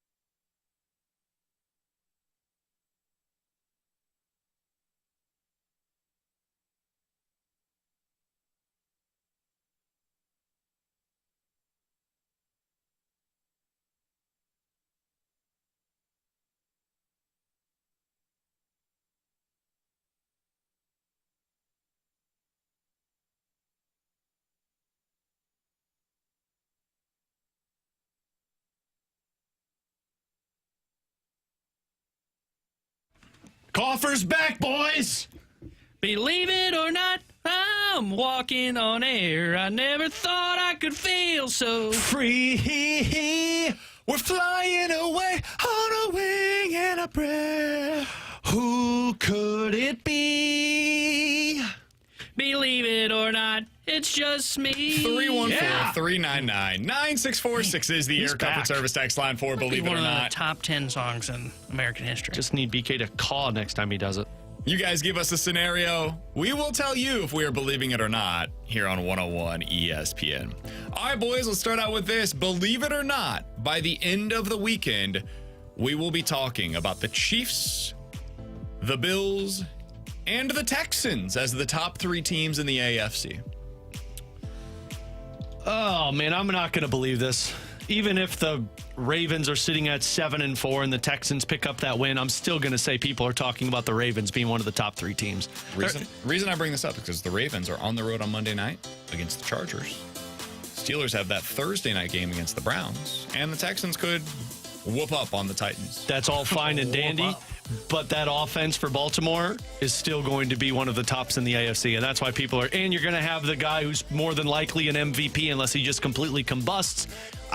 I don't think anybody's going to stop talking about the Baltimore Ravens. I don't believe they're one of the top 3 teams now, but I think everybody's still going to be viewing them as such. Yeah, I'm not going to believe it. I don't think there's anything the Texans can do against the Titans that make you really go, they are a top 3 team, because they're supposed to win this game, and they're supposed to win this game big. So I don't think there's a scenario where they end up becoming a top 3 team in the AFC after this week. I think I'm not believing it because the Chargers might be the team that people are ready to talk about as a top 3 team in the AFC. It's like when you tried to sell us on the Bengals in the first 5 weeks of the season. I got to move on, yeah. Yeah. You know me, we move on quickly over here. If the Chargers beat the Ravens on Monday Night Football, we're going to start looking at, college football-wise, their resume. Say, okay. 1-score loss against Kansas City, and since then they beat Denver on the road, who we now know to be a pretty good team. Beat Cincy last week, beat Baltimore this week. I didn't know we were bringing resumes into the conversation with the NFL now. The rest of the way, they've got Atlanta next week, KC a couple of weeks from now, and then boom, it really drops off a cliff. They've got an opportunity to win a bunch of games. Chargers are a really interesting team right now. Top 10 quarterback, top 7 coach in the NFL, conservatively speaking. That's probably fair. Top 10 defense right now. That's a formula that wins in the NFL. I think they found something special in McConkey. He's good. And Quentin Johnston's been good this season too, because I thought that dude was a bust last year. He's been a real player for them, and he's filling the role that they needed him to. He has 6 touchdowns on the season, and I would guess all of them are 40-plus yards. I'll tell you the part too that's surprising with that team. J.K. Dobbins has stayed healthy. He's been great. I mean, I just assume for how J.K. Dobbins' career is gone, he's going to be injured and probably play 5 games for you. Dude, he's been excellent. He's been one of the best free agent signings for any team, given what they paid for him. All right, Alex, what do you got for us? Guys, believe it or not, on December 7th against the Edmonton Oilers, Philip Broberg will return to the St. Louis Blues. I'll go ahead and believe it because you've been saying this for a week. Dude, when Bannister was like, yeah, he's ahead of schedule, he's skating on his own, like, yeah, cool. You're setting this up for the Tommy Trumpets are going to start playing on the 7th in Edmonton. Yeah, he's coming back. That's Broberg's entrance? Yeah. Okay. Yeah. He needs something. And he's going to score a goal, pick up 3 points, and people in Edmonton are going to be like, ah! I will believe it because when Bannister said yesterday, not when he's skating, did my ears kind of perk up a little bit. It was when he said he's going on the road trip, and I was like, oh wait, I saw that. That's the Robert Thomas special. I saw that happen. So, I think he's back for the 7th, but I think he returns on the 30th. I think he comes back on that home game against Philly. That's my personal. But sometimes you should keep your personal opinions to yourself. T-Bone, what do you got today? Wow, Tone. Hey, man, I was doing that for you. Believe it or not, there will only be one team in the NL Central this year that will finish with an above 500 record.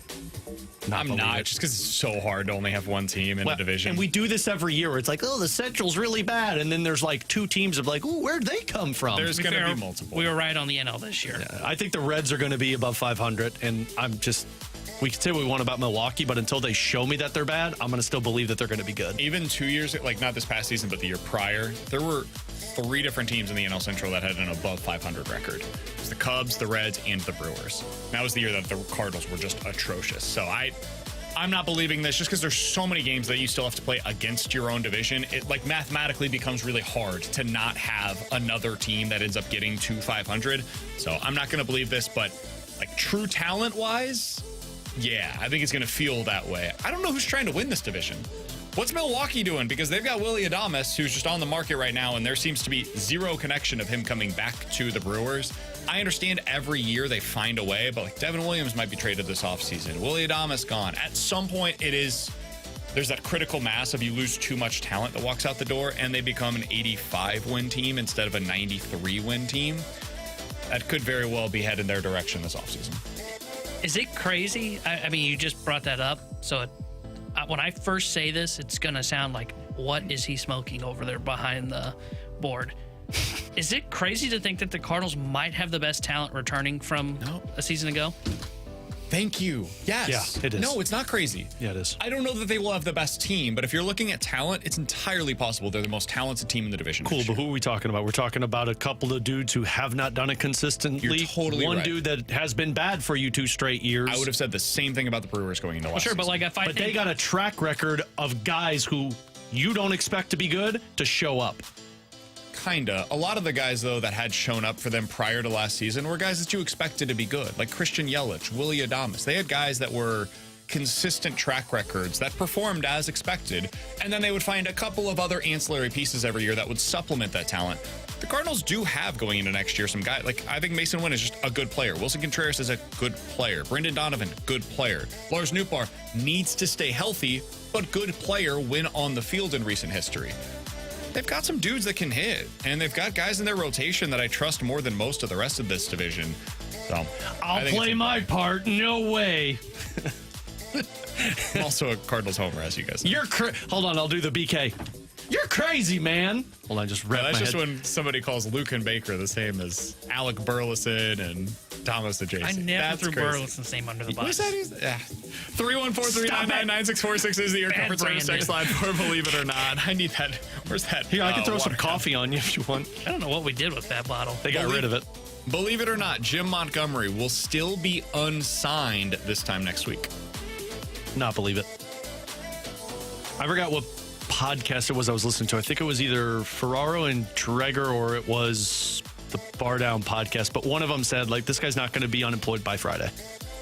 Now, who knows? I mean, that's pretty quick turnaround. And, like, I don't know if it's going to be by Friday, but, like, by this time next week, it's not just the Blues that people should be like. Detroit is an underwhelming team, and everyone believes in the Yzer plan, right? Well, the Yzer plan ain't working with the coach that they've got right now. So, in Montreal is another one. Everybody in Montreal is calling for Marty St. Louis' job, which is wild because last year it was like, oh, coach of the year. He's not going to be unemployed for very long, so I'll say not believe it. I will say I'm leaning towards believe it because I'm trying to think of the last time I saw this happen. And I can't remember. Like, I've seen coaches get fired. I mean, it's the NHL for crying out loud. Like, 10 of them were fired in a year. I can't remember the last time I saw a guy get fired and then have a job within, like, the next week. Typically, these guys go until the offseason and end up then getting a job. TNT, they'll be on with Montgomery will be great on this. TNT. It'll be great, and then suddenly Like, in the even offseason. Berube, right? Like, I think Berube was a good the model. coach. Here's and he didn't get a job Here's after the being last let one go that by the happened. It Blues. was 4 years ago. Gerard Gallant was fired on January 15th. Pete DeBoer was hired 5 days later. Had DeBoer been let go, though? Mm-hmm. Yeah, but DeBoer had been let go from the Sharks. That year? Mm-hmm. So it's been 4 years since that happened. So maybe Montgomery is the guy that kind of changes that trend. Well, that's the only one. Yeah, DeBoer was fired in 2019. But the same year. Yeah. It was December 11th he was fired. He was hired by Vegas on January 15th. And that So was a about month 5 later. weeks later. So not a week later. Yeah, but you had the Christmas break in there. You had the, Sure. they delay that a little bit. But I don't think he'll be hired by next week. And even if the Blues are the team that ends up doing it, I don't even know if they would do it this fast. So I'm going to believe it. I do not think he'll be employed with somebody else by next week.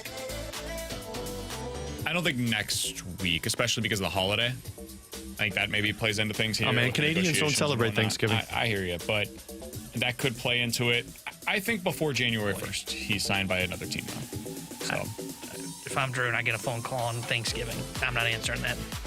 They've already had their Thanksgiving, man. It's back in October. I still want to answer on next It's Thursday. Boxing Day. 314-399-9646 is the Air Comfort Service text line to get involved in the show. YouTube chat is off and running. YouTube.com/101ESPN STL. Coming up in 15 minutes, we're going to get into the BK and Ferrario Rewind. But coming up next, are Chris Sale and Zack Wheeler what it looks like to be a modern-day pitching Hall of Famer in Major League Baseball? We'll talk about it here on 101 ESPN.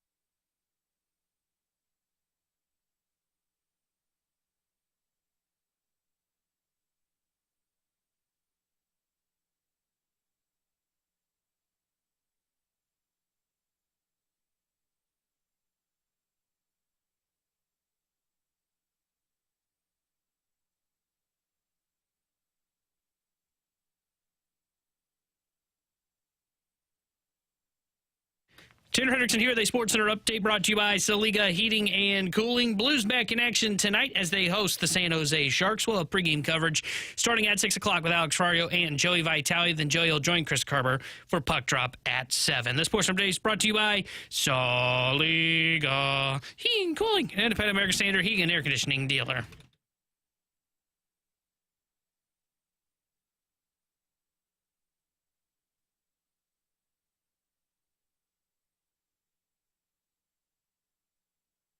So the Cy Young Award was announced yesterday, Alex. In the National League, it did end up going to Chris Sale. He was the one that won it this year. In the American League, it was Tarek Skubal who won the award. Seth Lugo, who transitioned from a reliever to a starter, was second. Clase finished third. A reliever finished third. And then Cole Reagans finished fourth in the award. The American League wasn't very good, was it?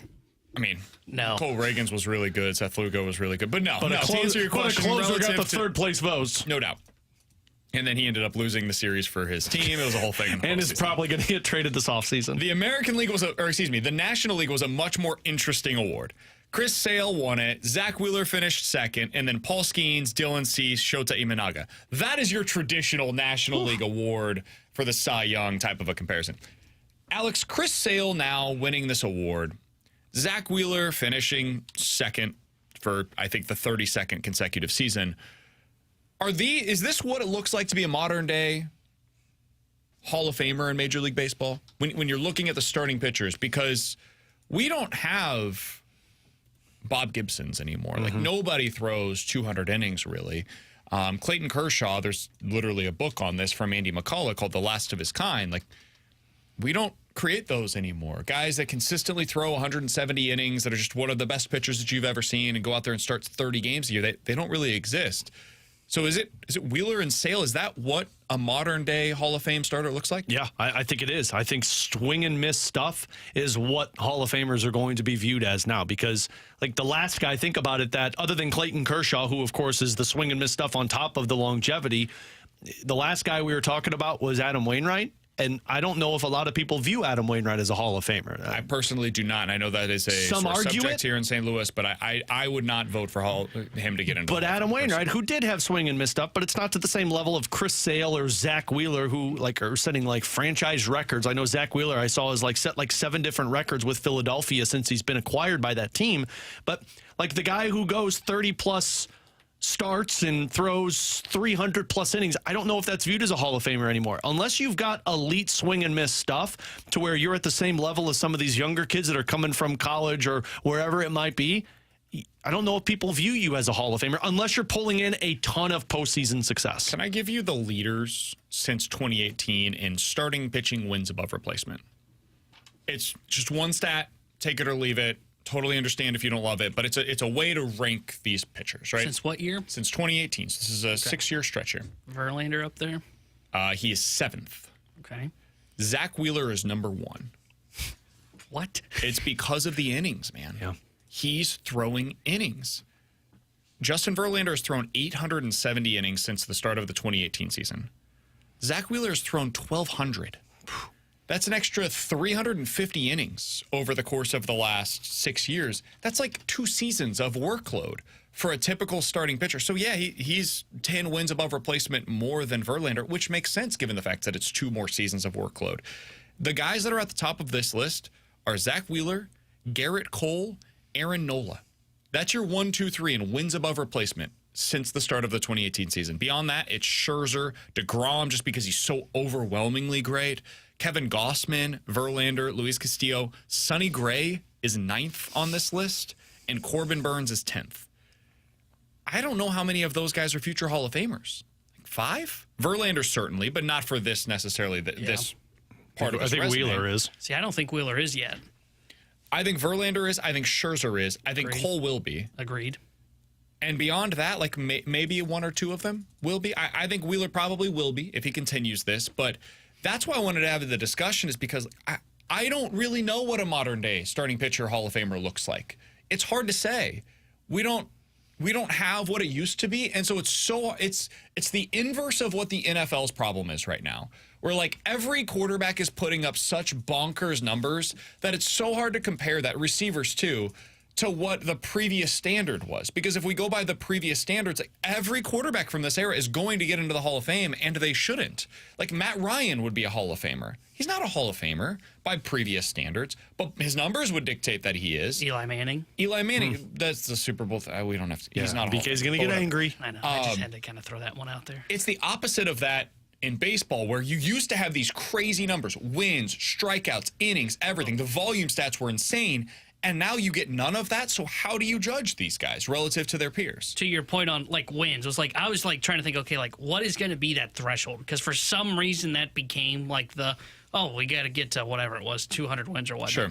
So I thought, okay, is like 150 a reasonable amount? Because like Wheeler can get there with like 3 more really good years. He can probably get to about 150 wins or 3.5. He's averaging like 10 to 15 wins per year right now. 15. And he's at 103 right now. Do you know how many? 3 more good seasons, but he's 34. Yeah. It's not guaranteed. Do you know how many active pitchers have reached the 150 win mark I think right now? What is it, 5, 6? It's 4. Garrett Cole, Clayton Kershaw, Max Scherzer, Justin Verlander. The next closest, this is amazing, Johnny Cueto, who I don't think started a game in 2 years, and Lance Lynn is the next closest at 143. Like, I don't even think wins is where it's at. I think what you're talking about, and I think it will probably come down to WAR, and that's why I think Wheeler's going to be a fascinating case, because to your point on Zack Wheeler, who will has that high WAR over the last whatever many years it was, you said, 7, I think it was. Yeah, 7 years. So, and it makes sense because the innings, but he doesn't really have the awards tied into it either. Like, this is just his second top 5 finish in Cy Young voting. Which feels impossible. He was 6th. There's a little fun with numbers that you're doing there in one of those seasons. But if you want to go even more, like, it's only his 3rd top 6 finish. Yep. And, like, when you look at Chris Sale, for example, like, when you look at Chris Sale now, he now has 1 Cy Young win to go along with, what is that, his 6th top 5 finish, if you include his win? Like 8th. What? Oh, sorry. I was looking at his MVP number there for a minute. Yeah. So, yeah, like, to me, Sales is a guy that is probably a Hall of Famer, because though he has only 1 Cy Young award to go with it, he's got the numbers to back it up, a career ERA of 3.04, go along with in the strikeout area, 11 strikeouts per 9 innings, and then he also has the award acolytes of, hey, they only won 1 Cy Young, but he was top 5 8 freaking times. Wheeler doesn't have that, and that's why I don't know Wheeler as a Hall of Famer. To me, what we're going to eventually get to is it puts even more emphasis on what you do in the postseason. Because to me, the real starting pitchers are the ones that are able to get it done in October. Because for most of them, they become so incredibly replaceable that they're throwing 4 innings in every October. Like Kershaw. The guys that are... Kershaw has such outlandish regular season numbers that it makes up for that, right? But a guy like Zack Wheeler, or for me, a guy that I will cape for whenever he's up for a nomination, is Madison Bumgarner. If you show out when nobody else does, and you're going deep into games, and you're doing the old school Bob Gibson, get me through 7, get me through 8 regularly in the postseason, that's where I think people will start to kind of veer towards, is you have to get the requisite regular season statistics. That's obvious. But once you get to the postseason, are you still doing it then?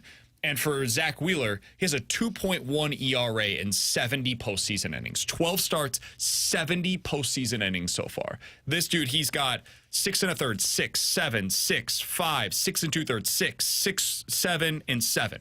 Those are his innings per start in his postseason career. Yeah. That's a horse. And his numbers to that, like not even just looking at ERA, doing more of a deep dive of like, okay, how are hitters doing against him? He has reliever-esque numbers. Opponents in the postseason against Zack Wheeler, hitting 151, 212 on base, 233 slug, 445 OPS, and that's insane. Like, that's a reliever, right? That should be like what Ryan Helsley's postseason numbers look like if the Cardinals ever get him there. Yep. But that's a starter. And to your point, not just a starter, a workhorse. A guy that when you take the ball, you go, all right, we're getting 7 innings. The bullpen can kind of rest in this postseason game. And I think that's what it's going to go towards. It's going to go towards, like, when you start looking at these resumes, there's going to be a lot of them that look pretty similar and a lot of them that look light compared to what our typical standards are. And so you're going to have to go to, okay, what are my tiebreakers here? How can I determine who the real Hall of Famers are and who are the ones that are just going to be on the cusp? And for me, a guy like Zack Wheeler deserves to be a Hall of Famer because of his postseason resume. If he continues doing this for another couple of seasons, because he was such a late bloomer to come onto the scene. But The dominance that we've seen from Chris Sale in the regular season, that's a trump card that deserves to get him in. The dominance that what we've seen from Zack Wheeler in the postseason, that to me is a trump card. You add it all together, I think these are, in different ways, the modern day starting pitching Hall of Famers. Coming up next, we'll hit the BK and Ferrario Rewind here on 101 ESPN.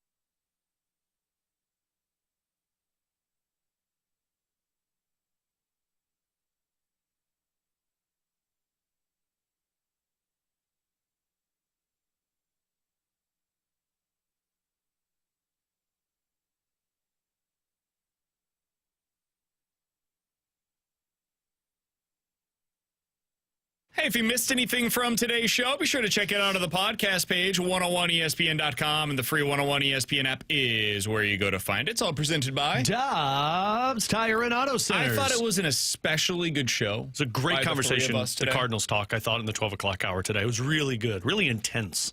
I thought so, too. I thought T-Bone was great, and I appreciated him standing his ground. I thought you didn't have a tone problem today. It got a little Tony there for a second. I thought you have a facial problem, but you take care of that. I guess you can't really fix that. You're kind of stuck with that, aren't you? Technically, you can. There's like those plastic surgery. Yeah. But yeah, it's a whole thing. Like Rhinoplasty surgery is not really the smartest thing to do. Well, it is what it is. T-Bone doesn't want to get involved in this conversation. No, he's literally just like, I'm podcasting. Screw you guys. I'm off tomorrow. I'm out of here. I'm going to get ahead on the podcast. So, speaking of the podcast, again, check it out on the podcast page, 101ESPN.com. 101ESPN app. YouTube.com/101ESPN STL. That's where the graveyard chat's off and running. It's been great today. Graveyard chat's been lively. Has it? Fun, yeah. I've been locked into our Air Comfort Service text line. At 314-399-9646. A lot of people have been super positive about our show. I feel like mostly it's been good. Yeah. I've seen a lot of great points, Alex and BK and Tanner. All right, so. I haven't. The Blues are back in action tonight. They play against are. the Sharks. Pre-game coverage with Alex begins at 6 o'clock. It's right here in your home of the Blues, 101 ESPN. Darn tootin'. This feels like a big game to me. Mm-hmm. And I don't know if that is because I've fallen into the Jim Montgomery trap. I don't know if it is because they have not won a game in regulation in their last 6. I don't know if it's because I'm looking at what's coming next with 6 of their next 7 games after tonight coming on the road, including a road trip to New York and then the road trip to Western Canada, which hockey players will always tell you is the hardest road trip of the year. All of that added together, and the fact that you're playing against the Sharks of all teams tonight here on home ice, and they've struggled on home ice, I think this is like, if there is such thing as a borderline must-win at this point in the season in the NHL, it kind of feels that way. Yeah, it's not a must-win in terms of your season's over. It's a must-win in terms of confidence could be completely broken. And, I mean, we saw this a couple of years ago when the team would go into a 7 or 8 game losing streak. You lose a game to the Arizona Coyotes at the time, it's hard to dig yourself back out of that hole. You've lost 4 straight games on home ice, which the team record is 6 consecutive losses, which was set back in 2006. Remember, that was the year that you were selecting Eric Johnson first overall. Oh. You got to snap that. You've got to snap the fact that you have not won a game against the Western Conference since the San Jose Sharks game, if I'm not mistaken, because you lost to the Jets, you've lost to the Minnesota Wild twice. You have struggled against the Western Conference.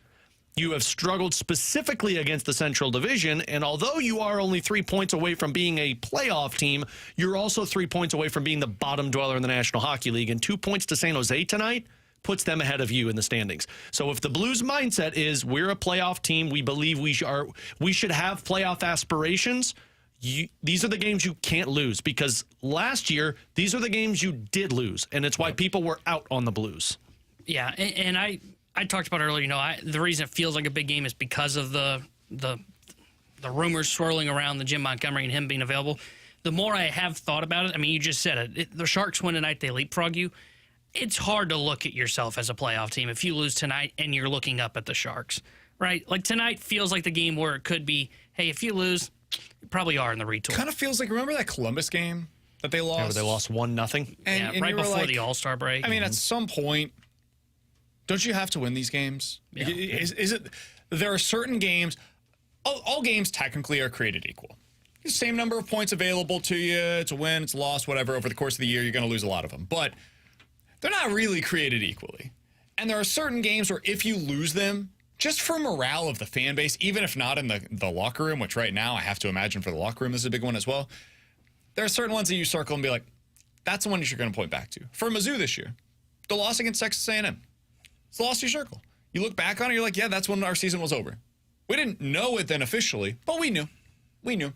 And for the Blues, if they're going to be a playoff team this year, and they lose this game, or if they're going to miss playoffs this year and they lose this game, you're going to circle this one at the end of the year and be like, that was one of the moments where we should have known, even if we didn't. You're 2-5 against the Western Conference this season. And the 2 wins, you had to come from behind. A 2-goal deficit and a 3-goal deficit. One of them was to the Sharks. And one of them was against the Sharks. Like, again, I don't know if this is what ends your season and you just start saying like, oh, well, let's start talking about top 5 picks. Although I know Blues fans will be doing that. Sure. I'll do that. But being at Thanksgiving since 2005, 2006, 76.7% of the teams that are a playoff team at Thanksgiving make the playoffs.